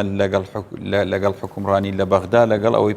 پێش 2023 من هیچ جیاوازیەک نابێنم. پێش 2023 من یەکی کەرکووکی پێش 2023 لە هەولێر بووم بۆم نەبوو بچمەوە کەرکووک، ئێساش بۆم نییە. پێش 2023 محافزێکی عەرەب لە کەرکووک بوو، ئێساش محافزێکی عەرەب لە کەرکووکە. پێش 2023 ناوچانە بەدەست عەرەب بوو، ئێساش بەدەست عەرەب بووە. یعنی تۆ فەرم و جیاوازیەک بە منێکی ئاوڵاتیەکی ناوچەکانی دەروی هەرێمی کوردستان بدە کە جیاوازی ئێستا لەگەڵ سەردەمی پێش سەدام شێ من بە پێچەوانەوە پێم وایە لە دوای 2023 زۆر لە شکۆ و سیادەمان لەدەست داوە کە گەڕاوینەوە بۆ جۆرێک لە لەسەر بەخۆیمان هەبوو. مامۆستا و جنابیشتان نەزان ئێمە هەرێمێک بووین لای خۆمان و ئەعلانی فیدراڵێمان کرد بوو لە عێراقا سیستەمی کۆماری بوو، بەڵام لە ساڵی 95 ئینتیفاقی سەقافیمان لەگەڵ فەڕەنسایە کە یەکێک لە دەوڵەتە عزماکانە و لەگەڵ هەرێمی کوردستان هەبوو و پێگەیەکی زۆر باشی سیاسی و دەولیمان هەبوو. و ئێستا هیچ جیاوازیەک نابێنم من. جیاوازەکە تەنهاوەیە کۆمەڵی وەزیر و پەرلەمانتارمان لە بەغدا هەیە و موچە وەرەگرن و ڕەنگە منیش خۆمێکێک بوومە لەوان لە بەغدا بوومە، بەڵام ئەوەی کە دامی پەرلەمانتار وەزیرەکانەکە لە بەغدا دامی مووقفی ئەوانەکە و بۆ خەڵکی کوردستانیش دەستکەوتە زۆر جار باسمان کرە و باسی یەکەینەوە کە ئێستا چی بکەین بۆی کە مووقفی ئەوان بەقووە بێوانش بتوانن دەستکراوەتر بن. پێگەی سیاسی هەرێمی کوردستان و ناوماڵی کورد یا ناوماڵی حزبەکان چکە ناوماڵی کورد کێشەی ناوماڵی حزبەکان کۆ نەکرێتەوە ئێمە ناتوانین بەهێزەوە لەگەڵ بەغدا تەعامل بکەین. من زۆر جار باسم کە ئەمڕۆژ دووبارەیەکەمەوە دەبێ وەسیقەیەکی نیشتیمانی لە نێوان ئێمە لەسەر دوو ئاست ئیش بکەین، لەسەر ئاستی ناوخۆیی و لەسەر ئاستی پەیوەندیەکانمان لەگەڵ عێراق و دووەلی ئەقلیمی و تەنانەت دەوڵەتانی جیهانیش. بۆ پەیوەندیە نیشتیمانیەکانی ئێمە دەبێ حزب سیاسەکان لێرە کۆ ببنەوە وەسیقەیەکی نیشتیمانی دروست بکەن، پەیوەندیەکانی ئەمەی تیا لەگەڵ عێراقا چۆن بێ و لەسەر چه ئەساسێک بێت دابڕێژرێتەوە و ئەم وەسیقەی نیشتیمانیە لە قوشتەپە بەولاوە لە قەرهەنجیر بەولاوە کاری پێ بکرێت. پەرلەمانتاری کورد لە بەغدا لە هەر فراکسیۆنێک بوو لەسەر وەسیقەیە کار بکات، خلافاتی سیاسی ئێرە کار نکاتە سەر ئەوە. بۆیە ئەو وەسیقەی شەرەفی ناوانەی وەسیقەی نیشتیمانی ناوانی لەسەر پرسەکانی ناوچەکانی دەروی هەرێمی کوردستان ڕوئیانیەک بخەن لەسەر بابەتی تەعاملکردن لەگەڵ بەغدا، لەسەر شێوازی چۆنێتی ڕوبەڕووبوونەی حکوومەتی عێراقی لە پێشێلکردنی دەستور چ ڕێگە چتارێ بگرنە بەر کە من پێم وایە بەشێکیان دەبێت کارتی سیاسی بێ پێش ئەوەی پەنا بۆ محکەمەی ئیتیحادی بەرین کە بەداخەوە لە کۆی کۆمەڵێ پرس کە چۆتە محکەمەی ئیتیحادی نەیانتوانێت یەکلای بکەنەوە جاچ لەسەر ئەوەی کە مادەیەکی وازح نەبووە لە بەرژەوەندی ئێمە یاخود ئەوەی کە ئەو محکەمە تەسەیوس کراوە. یعنی جنابتان نەزان لە سەردەمی مالکی هەیئەی محکەمەی ئیتیحادی دانراوە نەیشیان توانی محاکەمەی مالکی بکەن. ئێمە لە مانگی تەمموزی 2015 راپۆرتێکماندا محکەمە مالکیمان تاوانبار کرد بە فەساد بە تەسلیمکردنی خاکەمە خیانە عوزمایە لە مانگی تەمموزی 2005 ئێستا لە مانگی تەمموزی 2020 5 ساڵە محکەمە نەیناردووە بە دوای مالکیە کەواتە ئەوەندە ئومێت بە محکەمە هەڵ نەچین ئەوەندەی بە موقفی هێزی تریش کۆمەڵێک مەسایلی ترەیە کە محکەمە نەیتوانێت یەکلای بکاتەوە ئەوەندەی ئێمە موقفی خۆمان لە ڕێگای یەکدەنگی و یەکگەڵوێستی و لە ڕێگای ئەوەی کە موقفێکی سیاسی یەکگرتومان بەرامبەر بە بەغدا هەبێ و دەبێت ڕوونتر بین لەگەڵ حکوومەتی بەغدا کاکە ئەوەی کە منی تۆی ڕەبتکەم دەستورەیە ئەگە تۆ دەبێت لەگەڵ من سەریح بی ئەم دەستورەگەر پێشێلەکەی بۆی من موقفێکی سیاسی تر بنیاد بنێم لەم هەرێمە لەسەر ئەساسی ئەوە لەسەر ئەساسی کاکشاخەوان ئەم دانیشتنانی جەنابەت باس کرد لە گەڕی پێشووت لەگەڵ فڵان کەس دانیشتمەمانە دانیشتنی فەرمین یا چۆن دانیشتنی فەرمیە بەڵێ کە تۆ بۆ چییە بە چه ئامانجە ئەو دانیشتانەی ئێمە دانیشتەکانی تایبەتە بە کەرکووک بۆی ئاسایی بکەینەوە و هەردوو حکوومەتی هەرێم و حکوومەتی بەغدا دامێکەکەن هەموو کۆبنەوەکان ئێمە بە ئاگاداری سەرکردایەتی سیاسی لە بەغدا کرێ لە بەغدا کرێ و ئەمە دوو کۆبوونەوەی لە ڕێگای ڤیدۆ کۆنفرانسەوە کرێ دوێنێ کۆبوونەوەمان هەبوو ماوەی 2 ساعتی خەیان نوێنەری سەرۆک وەزیرانی تیابوو حەزەکەین وەکو هەواڵ هیچ گۆڕانکاریەکی تازە هەیە لە گۆڕانکارەکە دەزانی بەداخەوە ئەوەی کە من ئەیبینم عەرەب و تورکمان لە کەرکووک ئێستا پێیان وانە ئەوە واقعەکە وای کردووە ئەوان تۆزێ خۆیان هەست بکەن کە لە سەروی ئەوەن و زۆر نایەنە سەر بابەتەکان لەسەرەوەی کە پێیان وایە ئێستا کەرکووک ئارامەوە بەڕاستی ئێمە شۆکارین عفوویکێ لەوە کارەکان ئەوەیە کە کورد بێدەنگە بێدەنگی کورد لە کەرکووک لە دوای 2007 بۆ ئێستا بەشێکە لەوەی کە ڕازی بە واقع ینی منێکی مفاوەز و کاکخالیشم لەگەڵاوەیە ئێمە کاتێکە لە مفاوەزاتین کە ئەڵێن کەرکووک ئاساییە لە کەرکووک واقعێکی ترە ینی ئەوەی کە هەیە لە کەرکووک خەڵک بێدەنگە حزب سیاسەکانی کەرکووک بێدەنگن خۆپشاندان ئەنجام نادرێت ئیمزا کۆ ناکرێتەوە مووقفی سیاسی وەرناگرێتەوەتە تۆ ڕازی بەوەی کە هەیە لە کەرکووک بۆیە ئەمە مووقفی ئەمەشی زەعیف کردووە بەس هەست دەکەم خەڵکەکەش هیلاک کرا ماندوو کرا زۆر ماندوو کرا لە ڕووی دەرونی لە ڕووی لە هەموو ڕێزانی خەڵکەکەش هەست بەوە دەکا کە بەجێ هێڵراوە کە تۆ مدیری دایرەی کورد لا دەدرێت تۆ هەلوێستت نابێ و دەنگت لێوە نایەوە ناتوانانی بیگەڕێنیتەوە زابطێکی عرب تەرقی ئەکرێت ئێستا نۆ زابطی کورد تەرقی نەکراوە لەم بابەتە عربەکانی هاوشانی تەرقی کراون تۆ دەسەڵاتت نییە و هیچت پێ ناکرێت ئەم بێدەنگیەی قیادەی سیاسی لە بەرامبەر خەڵکەشی بێ ئومێد کردەوە بۆیە باش ڕۆیشتە دانیشتەکان وەشتی زۆر باش تیاکراوە ئیتیفاقی زۆر باش تیاکراوە بەڵام لە مەحسەڵاوان دیسان دەیانەوە چۆن ئەوەی کە لە نێوان هەرێم و بەغدا هەیە هەوڵ بدەن زۆرترین تەنازل لە لای تۆ ببینن بۆەوەی بە مەکسەبێکی لە خۆیان لەسەر ئاستی ناوخۆی ئەگەڕافمکەی زۆر بە کوردی لەسەر ئاستی ناوخۆیش دیسان دەبێت ڕۆڵی حزب سیاسەکانە کۆمەڵە شت بکەن بڕیار لەسەر دەستور بدەن دەستوری هەرێم چەند بۆ ئێمە دەستکەوتە ئەوەندەش کارتێکی فشارە لە بەرامبەر بەغدا کە هەست بکە ئەوە کورد تا ئێستا دەستوری نەبووە دەستورێکی هەیە ئەم زیادە ڕۆی پەرلەمانتارەکانمان یاخود لادان لە هێڵانەکان محاسبە ئەحزابی سیاسی دەتوانن اتحادیە بابەتی دەستوری هەرێم شأنێکی ناوخۆیە حزب سیاسەکان ئەمڕۆ دەتوان کۆبنەوە بڕیار بدەن کە دەستوری بورە من بتم ئەو ڕێگەیە کە هەمی شاڵین دەستوری عێراق گونجاوە ئێمە بۆی کە بە جیهان بڵین چوینەتە پێشەوە و هەموو مرونەیەکمان پێشان داوە لە ڕووی ئاسایشەوە بە لەسەر ئەو مادانی کە پێشێل کراوە بە سکاڵاکان بکەن ئەگەر ئەنجامیشی نەبێ بۆی بۆ مستەقبل بڵێن کە ئێمە لە ڕووی دەستوری و هەوڵماندا بەڵام ئەوە سکاڵا ئەبێ حیزبەکانی کوردستان بکەن یا حکوومەتی هەرێمی گرنگە بیکات کاک زیرەک وڵات من پێم وایە زیاتر کە لە سەرەتای بەرنامەکەش ئاماژەی پێکرا ئەوە بوو ئێمە چی بکەین لەو ئەوە زۆر گرنگە کەم بەڕاستی دۆخەکە دۆخێکی ترسناکە لەسەر ئاستی هەرێمایەتی لەسەر ئاستی ئیقلیمی با بڵێ ئێران و تورکیا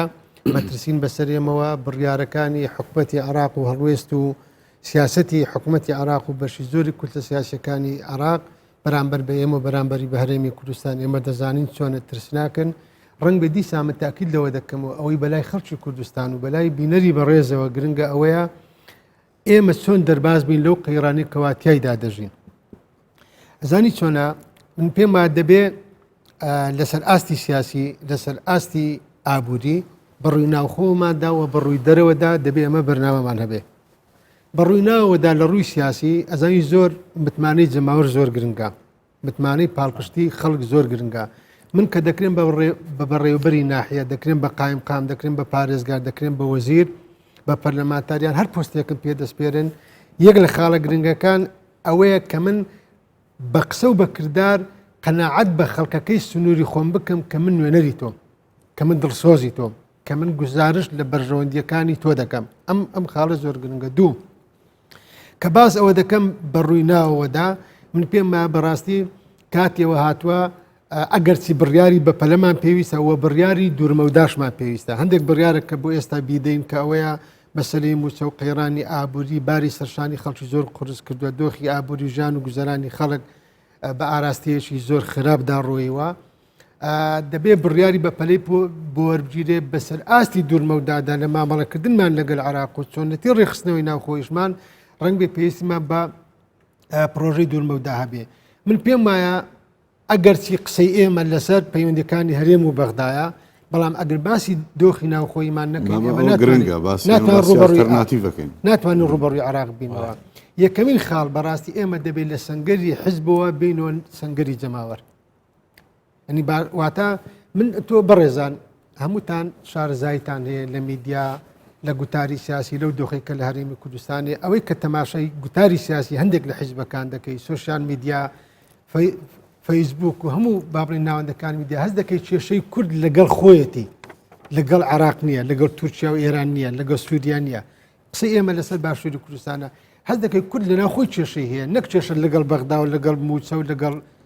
ئەوەدا هەبێ بۆیە پێم وایە دەبێ ئێمە گەورەی حیزبەکەمان لە گەورەی جەماوەرەکەمان ببینین شەرعیەتی مانەوەی حزبەکەمان لەوەدا ببینین تا چەند دەتوانێت گوسارە لە بەڕۆندەکانی ئەگەلی کوردستان کە من دیسا تاکید دەکەمەوە گرنگنەوە نییە حزبێک یەک کورسی دێنێت دە دێنێ 20 دێنێ 30 دێنێ 40 دێنێ 50 دێنێ گرنگ لەوەدا ئەو حزبە کە دەسێتە پەرلەمان کە متمانەی جەماوەری بەدەستێناوە ئایا لەوێدا دەتوانێت بەو پەڕی ئەمانەتەوە بەو پەڕی درسۆزی و ڕازگۆیی بەرگری لە مافەکانی ئەو دەنگانە بکاتەوە بەدەستی هێناوە خاڵێکی تر کە بەڕاستی کە من زۆر بەلامەوە گرنگە دەبێ پەیوەندیەکانی نێوان دامەزراوەکانی هەرێمی کوردستان سەرۆکاتی هەرێم پەرلەمان حکوومەت ڕایەڵەی پەیوەندیەکانی پتەوتر بکرێ بەهێزتر بکرێ شەریعەتی مفاوزات و وتوێشکردن لەگەڵ بەغدا بگەڕێتەوە بۆ دامەزراوە شەرعیەکانی هەرێمی کوردستان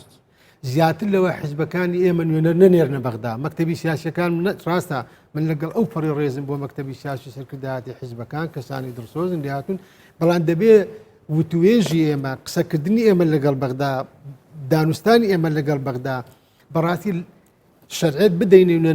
نوێنەرەکانی خۆمان کە لە بەغدانە ئەندام پەرلەمانەکانی خۆمان لە بەغدا دەبێت لە هەر هەنگاوێک کە ئێمە دەی هاوێژن لە هەرێمی کوردستان لە هەر وتوێژێک لە هەر سەردانێکمان بۆ بەغدا دەبێت نوێنەرانی ئێمە لە بەغدا ئاگادار بن دەبێت سەرۆکاتی هەرێمی کوردستان و پەرلەمان و حکوومەتی هەرێم بەڕاستی لە ڕووی یاسایی لە ڕووی قانونی ئازادی و سەلاحەتی ئەویان بدرێتێ بۆ ئەوەی پێگەی خۆیان بەڕووی دەرەوەدا بەهێز بکەن بۆیە من پێم وایە لە ئێستادا گەورەترین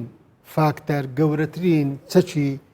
دیموکراسی مەدەنی سەردەمیانە لە ئێستادا کە بمانەوێت لەو قەیرانە دەرباز بین دەبێ ئێمە هەمومان هەرسێ دامەزراوەکەی سەرۆکاتی هەرێمی کوردستان پەرلەمان حکوومەت هەموو حیزبەکان هەموو ئەوانێک کە ئەمڕۆ چارەنووس و ژیان و گوزەرانی کۆمەڵانی خەڵکی کوردستانیان بەدەستەوەیە دەبێ بگەین ئەو قەناعەتە دۆخەکە دۆخێکی خراپە دۆخی سیاسیمان دۆخی ئابووریمان ئەم دۆخە سیاسیش بەڕاستی بەشێکی پەیوەندی بە وەزعی ناوخۆیمانەوەیە کە استراتیژی دوورمەودامان نەبووە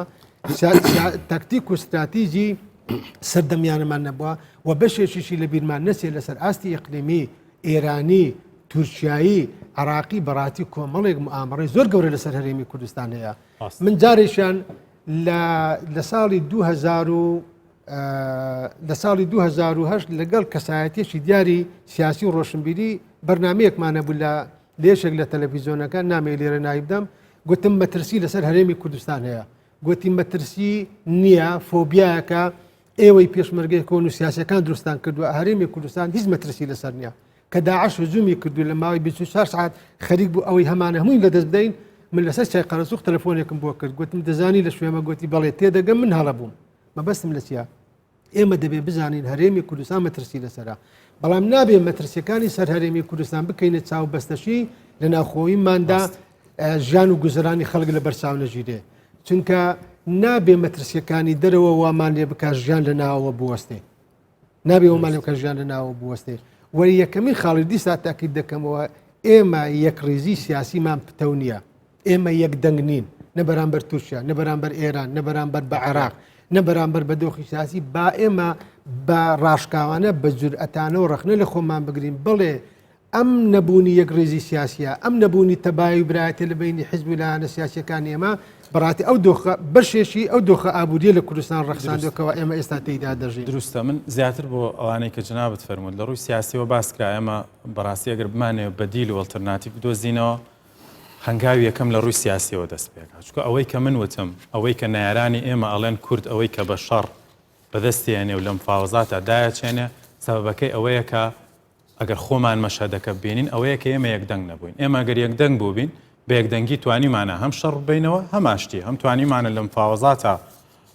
دەستکەوتی باش بەدەست بێنین و هەم لە شەڕیشان نەدۆڕاوین بەڵام ئەگەر یەکدەنگ نەبووبین هەم لە شەڕا دۆڕاوین وەکەوەی کە لە ئۆکتۆبەری 2017 ڕوویداوە و هەم لە مفاوەزاتیشا وەکەوەی کە ئێستا لە ئارا هەیە کە ناتوانین دەستکەوتی باش بەدەست بێن بەڵام ئەوەی من ئەمێ جەختی لەسەرکەمەوە چەند هەنگاوێکی ئانین چەند هەنگاوێکی مەرحەلین کەوا ئەکات کوردستان بتوانێت وەکو ئەڵتەرناتیڤ و گەڕانەوە بۆ خۆت و پشتبەستن بە خۆت بۆ ئیدارەدان و دەرچوون لەم قەیرانە وەکو حەلی ڕەگوڕیشەی من ئاماژەیان پێەکەم ئەویش ئەوەیە بەشێکیان هەنگاوی یاسایی ئەم هەنگاوە یاسایانە من لەم بەرنمەیە چەندین جاروتومە کابینەی ئێستای حکوومەت هێرێمی کوردستان کابینەیەکی تەنیایە یعنی لەو پرۆسە ئاڵۆز و گەورەیە کە بۆ چاکسازی دەستی داوەتێ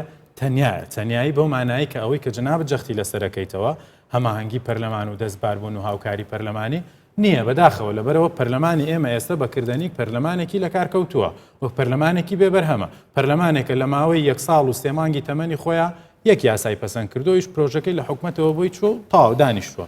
بەداخەوە بەڵام ئەم هەنگاوانەی کە ئێستا من باسێکم دوانیان هەنگاوی یاساین کە بەبێ پەرلەمان ناکرێت ئەویش یەکەمیان هەموارکردنەوەی یاسای ژمارە 26 ساڵی 2007 نەوتوگاز هێرێمی کوردستانە ئەم یاسایە بۆ قۆناغێک لە قۆناغەکان ئێجگار گرنگ بووە و توانیوێتی کوردستان بخاتە سەر نەخشەی وزەی جیهانی و زەرور بۆ بەو شێوەیە کە دەرچووە لە ساڵی 2007 تا بەو شێوەیە دەربچێت بەڵام بۆ ئێستا ئیتر ئەو گرنگەی نەماوە لە ئێستا لایەنە نێگەتیڤ و لێکەوتە خراپەکانی دەرکەوتووە بەوەی کە ئێستا قازانجی حکوومەت هێرێمی کوردستان لە فرۆشتنی نەوتی کوردستان لەگەڵ قازانج و دەستکەوتی کۆمپانیەکانە تقریبن وەکو یەک وایە ئێستا وەزیفەی پەرلەمانی کوردستانەکە بە هەموارکردنەوەی ئەم یاسایە حکوومەتی هەرێمی کوردستان ناچار بکاکە بەو گرێبەستە نەوتیانەیە بچێتەوە کە لەگەڵ کۆمپانیەکانی نەوتاهەیەتی و ئەمە ڕێگەیەکی زۆر قورس نییە و من پێم وانییە ئەستەم بێ بە هەموارکردنەوەی ئەتوانێت حکوومەتی هەرێم داهات و پارەیەکی باش بۆ بودجەی گشتی ئەم وڵاتە دەستەبەر بکە کە خاڵێکی ئێجگار گرنگەوە قورسیش نییە ئەگەر بێت و هاوکاری پەرلەمانی لەگەڵا و یاسایەکی تر کە پێویستە پەرلەمانی کوردستان دەستی بۆ باوە هەماری بکاتەوە یاسای ژمارە 4 ساڵی 2006 یاسای وەبەرهێنانە یاسای کردی وەبەرهێنانی ئێمە ئەویش دیسانەوە بۆ قۆناغێکی دیاریکرا و باش بووە بەڵام سوئی ئیسیفادەی لێکراوە و خراپ سوودی لێوەرگیراوە و ئێستا نە لەگەڵ دیدگای و بەرنامەی حکوومەت تا دێتەوە نا یارمەتی دەریشە بۆ ئەوەی لە قەیرانێکی لەم شێوەیە ئێمە سوودی لێوەرگرین خۆشبەختانە ئێستا پرۆژەیەک حازرە بەڵام پێویستە هەنگاوەکانی هەموارکردنەوەی جددیتر بکرێت و یاسایەکی تر کە پەرلەمانی کوردستان پێویستی پێیەتی دەرکردنی یاسای باجی نیشتیمانیە ئێمە ئێستا سوودوەرگرتن لە باج ئێجگار محەددە ئێجگار سنووردارە لە کاتێکا کە سادەترین دەوڵەتی دنیا لە ڕێگەی باجەوە ئەتوانێت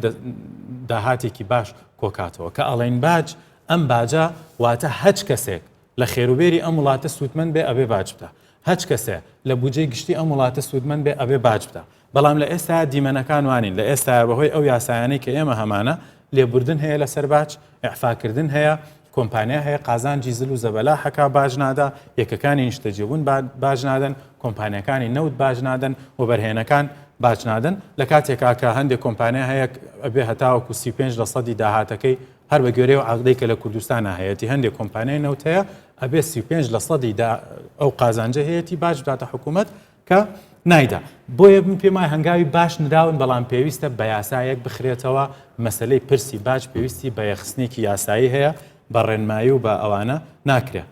و خاڵێکی تری ئانی ئەوەیە کە ئەو ئیعفایانەی ئەو با بڵێن لێبوردنە گومرگیانەی کە لە سنوورەکانە هەبووە ئێستا خۆشبەختانە دەستی بۆ براوە بەڵام دیسانەوە لێرە و لەوێ ئەبینین کە خروقاتەوە هێشتا نەتوانراوە وەکو پێویست سوودی لێوەربگیرێ و وەرگرتنەوەی ئەو قەرزانەی حکوومەتیش کە ئێستا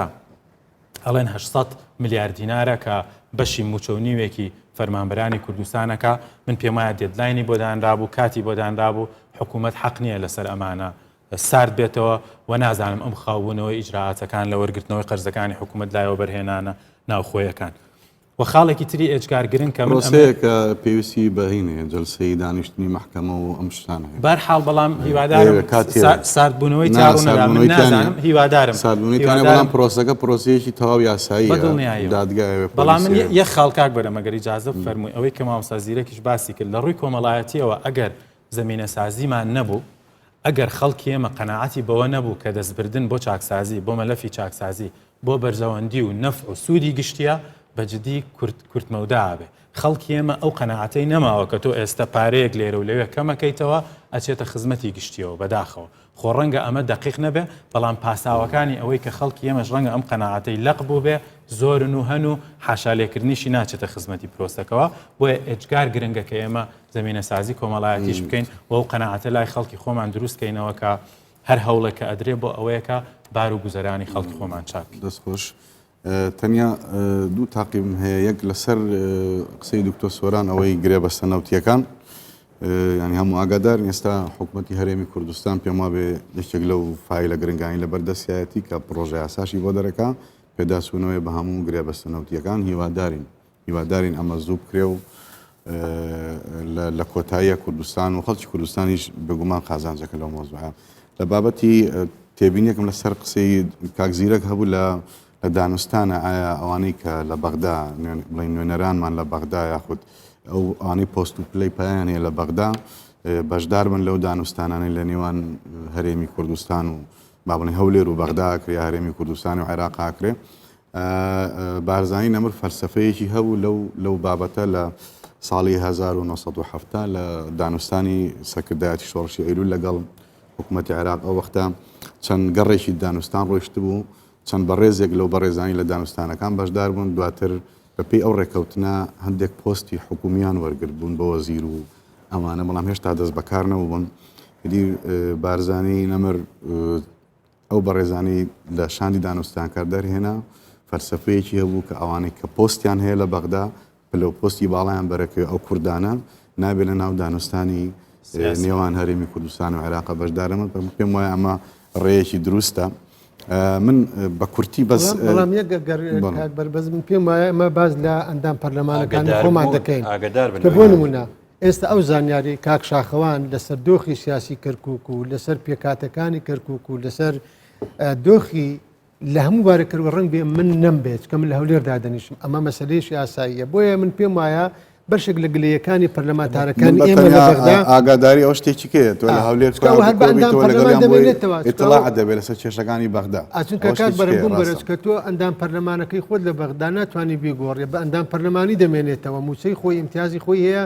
کەواتە کە نوێنەری توێ لە بەغدا دەبێت لە هەر جۆرە دانوستانێک زانیاریش کە من بەڕاستی من لە دیمانەکان دیان بینم لە وتارەکانی دیان بینم بە شێشیان گلەی و ڕخنیان لەسەرەوەیە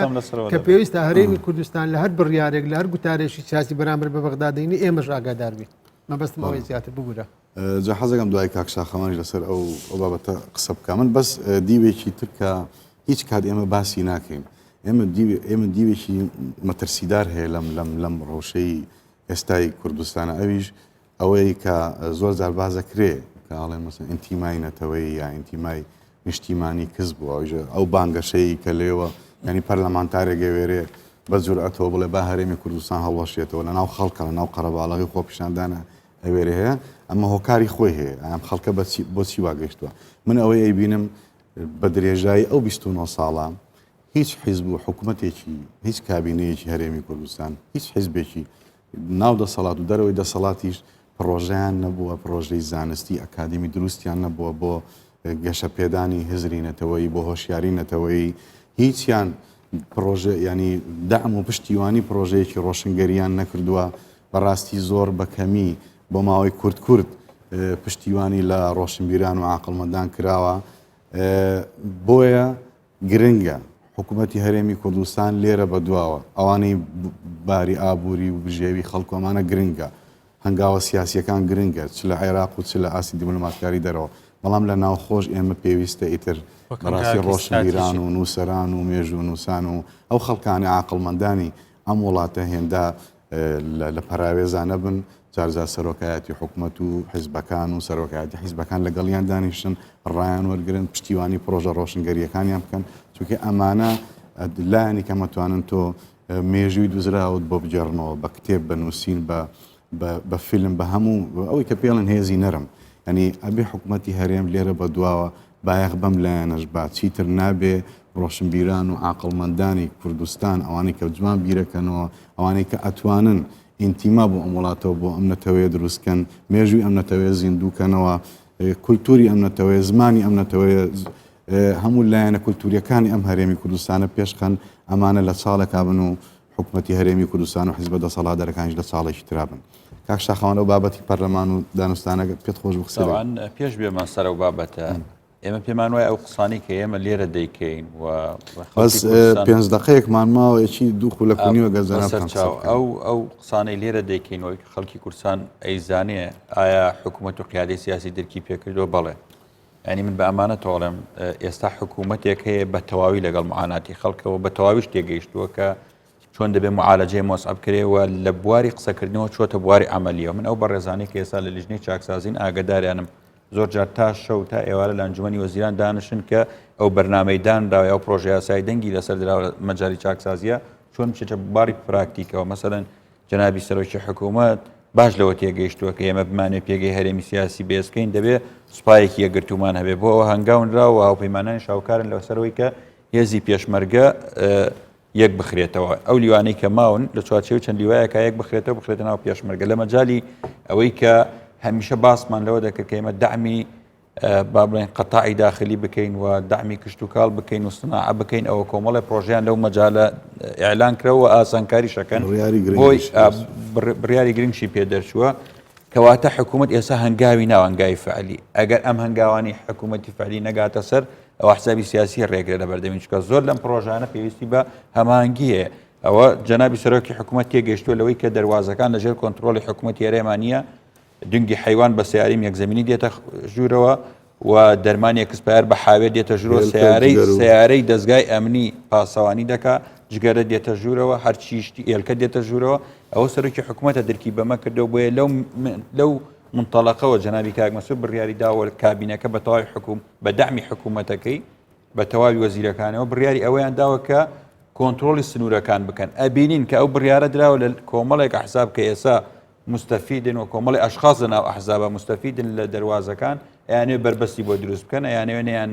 حکوومەت دەتوانێت دەواازەکان بخاتە ژێر کۆنتترۆلی خۆی کەواتە ئێستا حکوومەت تۆپەکەی فرەداوەتە ساحەی ئەحزابی سیاسی کە دەبێت دعمی حکوومەت بکەن و دعمی ئەو هەنگاوانە بکەن کە لەو مەجالە ناوێتی لە بابەتی من پێم وایە کاگەزیرەک باسی کرد ئێمە دەبێت کەسەکان دەستنیشان بکەین پێش ئەوەی کە بیانکەینە نوێنەر بۆ بەغدا من لە مانگی شوبات لەگەڵ جەنابی کاگنەچیروان شوباتی 2010 باسی ئەوم کرد کە دەبێت قایمەی ئەحزاب کۆمەڵی خەڵکی تیابێ حزب دعمی بکە ڕەنگە ئەم کابرای پێگەیەکی جەماوەری نەبێ بەڵام ئەکادیمێکی بەقووەتە لە مەجای نەوت و لە مەجای ئەمن و لە مەجای علاقاتی خارجیە کە لەوێ ئەم 5-6 لیژنە زۆر گرنگن ڕەنگە بەهۆی ئەکادیمی بوونیەوە لە بەهۆی سەرقاڵبوونی بە مەجالەکەی نەیتوانی بێ کەسێکی کۆمەڵایەتی بێ بەشداری پرسەکان بکە و دەنگی جەماوەر بەدەستبێنێت تۆکو حزب دعمی بکە و ئەو پێنجە بەرە ئەوەکانی تر بکە بابەتی منافەسە ئینتیخابیەوە کەسەکان زۆر گرنگن کە دەیانێریە بەغدا بڕوا بکەن ئەندام پەرلەمان زۆر شتی پێ دەکرێت دەرەجەی وەزیرە ئەندام پەرلەمانی بەغدا زیاتر لەوەی کە لە هەرێم هەیە دەستکراوەترە چکە دەتوانێت لەگەڵ سەفاراتی دەوڵەت و لەگەڵ دەوڵەتانە پەیوەندی مخاتەبەی هەبێ ئەتوانێت وەجهێکی باشی تۆی سیاسی بێ لە بەغدا بۆیە کەسەکان گرنگەوە لەسەر ئەوەی کە حەزوریان هەبێیان نەبێیا بەشدار بن من پێم وان نییە بتوانین هەموو ئەندام پەرلەمانەکان بەشدار بن بەڵام سەرۆکی فراکسیۆنەکان گرنگە کە لەگەڵ وەفدەکانی ئێمە بەشدار بن چکە لایەنی بەرامبەر سەرۆکی فراکسیۆنەکەی دێنێ ناکرێت سەرۆک فراکسیۆنەکەی من لە سەرۆکی فراکسیۆنێکی عەرەبی بزانێت چی وتراوە لە کۆبوونەوەکان سەرۆکی فراکسیۆنەکە ئامادە بێ بۆی کە وەڵا کۆمەڵێکتر بابەتی تر هەبوو بەڵام کاتێککە باسیەکەین و ئەوەی باسی کەرکوچ و ناوچە کوردستانیەکانیشمان کرد پێم وایە شایانی ئەوەی کە بەرنامێکی لەسەر من پێم وایە بەغدا لە ڕابردوو چۆن بۆ بەرامبەر بە هەرێمی کورد هەر ئاوا دەمێنێتەوە لە ئێستاش و لە داهاتوو بۆی ئەمە دەبێت لەسەر ئاستی ناوخۆیماندا بەڕاستی سەرچاوەکانی بەرهەمهێنان و ئابووری ببوژێنین و هەموو سەرچاوەکانی تریتر ناڕۆمە ناوردەکاری نابێت تەنیا ئێمە یەک کرد و یەک سەرچاوەمان هەبێ دوو ئەوەی کە لە کوردستان دەگوزارێت کە هەمومان کۆچین لەسەرەوەی کەوا گەندەڵی هەیە ناعەدالەتی هەیە بە هەدەردانی سامانی گشتی هەیە دەبێت لە ڕێگای چاکسازیەکی بنەڕەتی هەرێمی کوردستان بکەوێتەوە سەرخۆی لەسەر ئاستی سیاسی ناخۆی مدی ساتاکیل لەوە دەکەمەوە من بەداخەوە دەڵێن ئێمە لە ڕابردوو دوژمنان کوردستانیان دابش کرد بەڵام ململانەی سیاسیش کوردی دابش کرد بۆیە دەبێت ئێمە لەسەر ئاستی ناوخۆیدا دەبێ بزانین ئێمە یەک چارەنووسی هاو بەشمان هەیە بەرامبەر بە عێراق بەرامبەر بە تورکیا بەرامبەر بە ئێران هەموو حیزبەکان هەموو هێزە سیاسیەکان هەموو ئاینزاکان هەموو ئایدۆلۆژیەکان لەوێدا دەتوانین ئێمە قەواری خۆمان بپارێزین شکۆی خۆمان بپارێزین ئەو قەیرانانی ڕوبەڕوومان دەبنەوە دەتوانین سەرکەوتن بەدەستبێنین کەوا یەکڕیز و تەبابی من یەخ لە خاڵی کۆتایی من ئەوە بێ بەڕاستی دیمەنی بەغدا لە پێشچاومانەوە ناگۆڕێ و 100 ساڵیشەمە زۆرمان وتەمە بەڵام ڕێگە چارەکە لە خۆمانەوە دەست پێەکات چارەسەر و هەنگاوەکە لە خۆمانەوە دەست پێەکە گەڕانەوە بۆ خۆمان پشتبەستن بەوانی تر بەڕاستی ڕێگە چارەی کوتمەودان و نامانکەێنە هیچ شوێنە خۆشمان بەو هەموو کێشە و ئاڵۆزیانەی کە هەمانە بۆتە بژاردەیەکی قورس بۆمان بەڵام هیچ بژاردەیەکی ترمان لە پێشانەیە ئەبێ لە خۆمانەوە دەست پێ بکەین زۆر سپاس بۆ هەموو لایەکتان سپاس بۆ بەشداریتان گفتوگویەکی گرنگ بوو بەڕێزان کۆتایی ئەم گفتوگۆی ئەم ئەڵلقەیە بە وتەیەکی زۆر ناوداری شۆڕژگەری ناوداری خەباتجێری دێرینی باشووری ئەفریقای هێنم کە نیلسۆن ماندێلا وتەیەکی ئاراستەی گەلی خۆی و هەموو گەلانی ئازادی خواست کردووە ئەڵێ بۆ ئەوەی ئازادی بەدەست بێنن پێویست ناکە زەوی و ئاسمان بکڕن تەنیا خۆتان مەفرۆشن خواتان لەگەڵ و کاتیش خۆش بۆ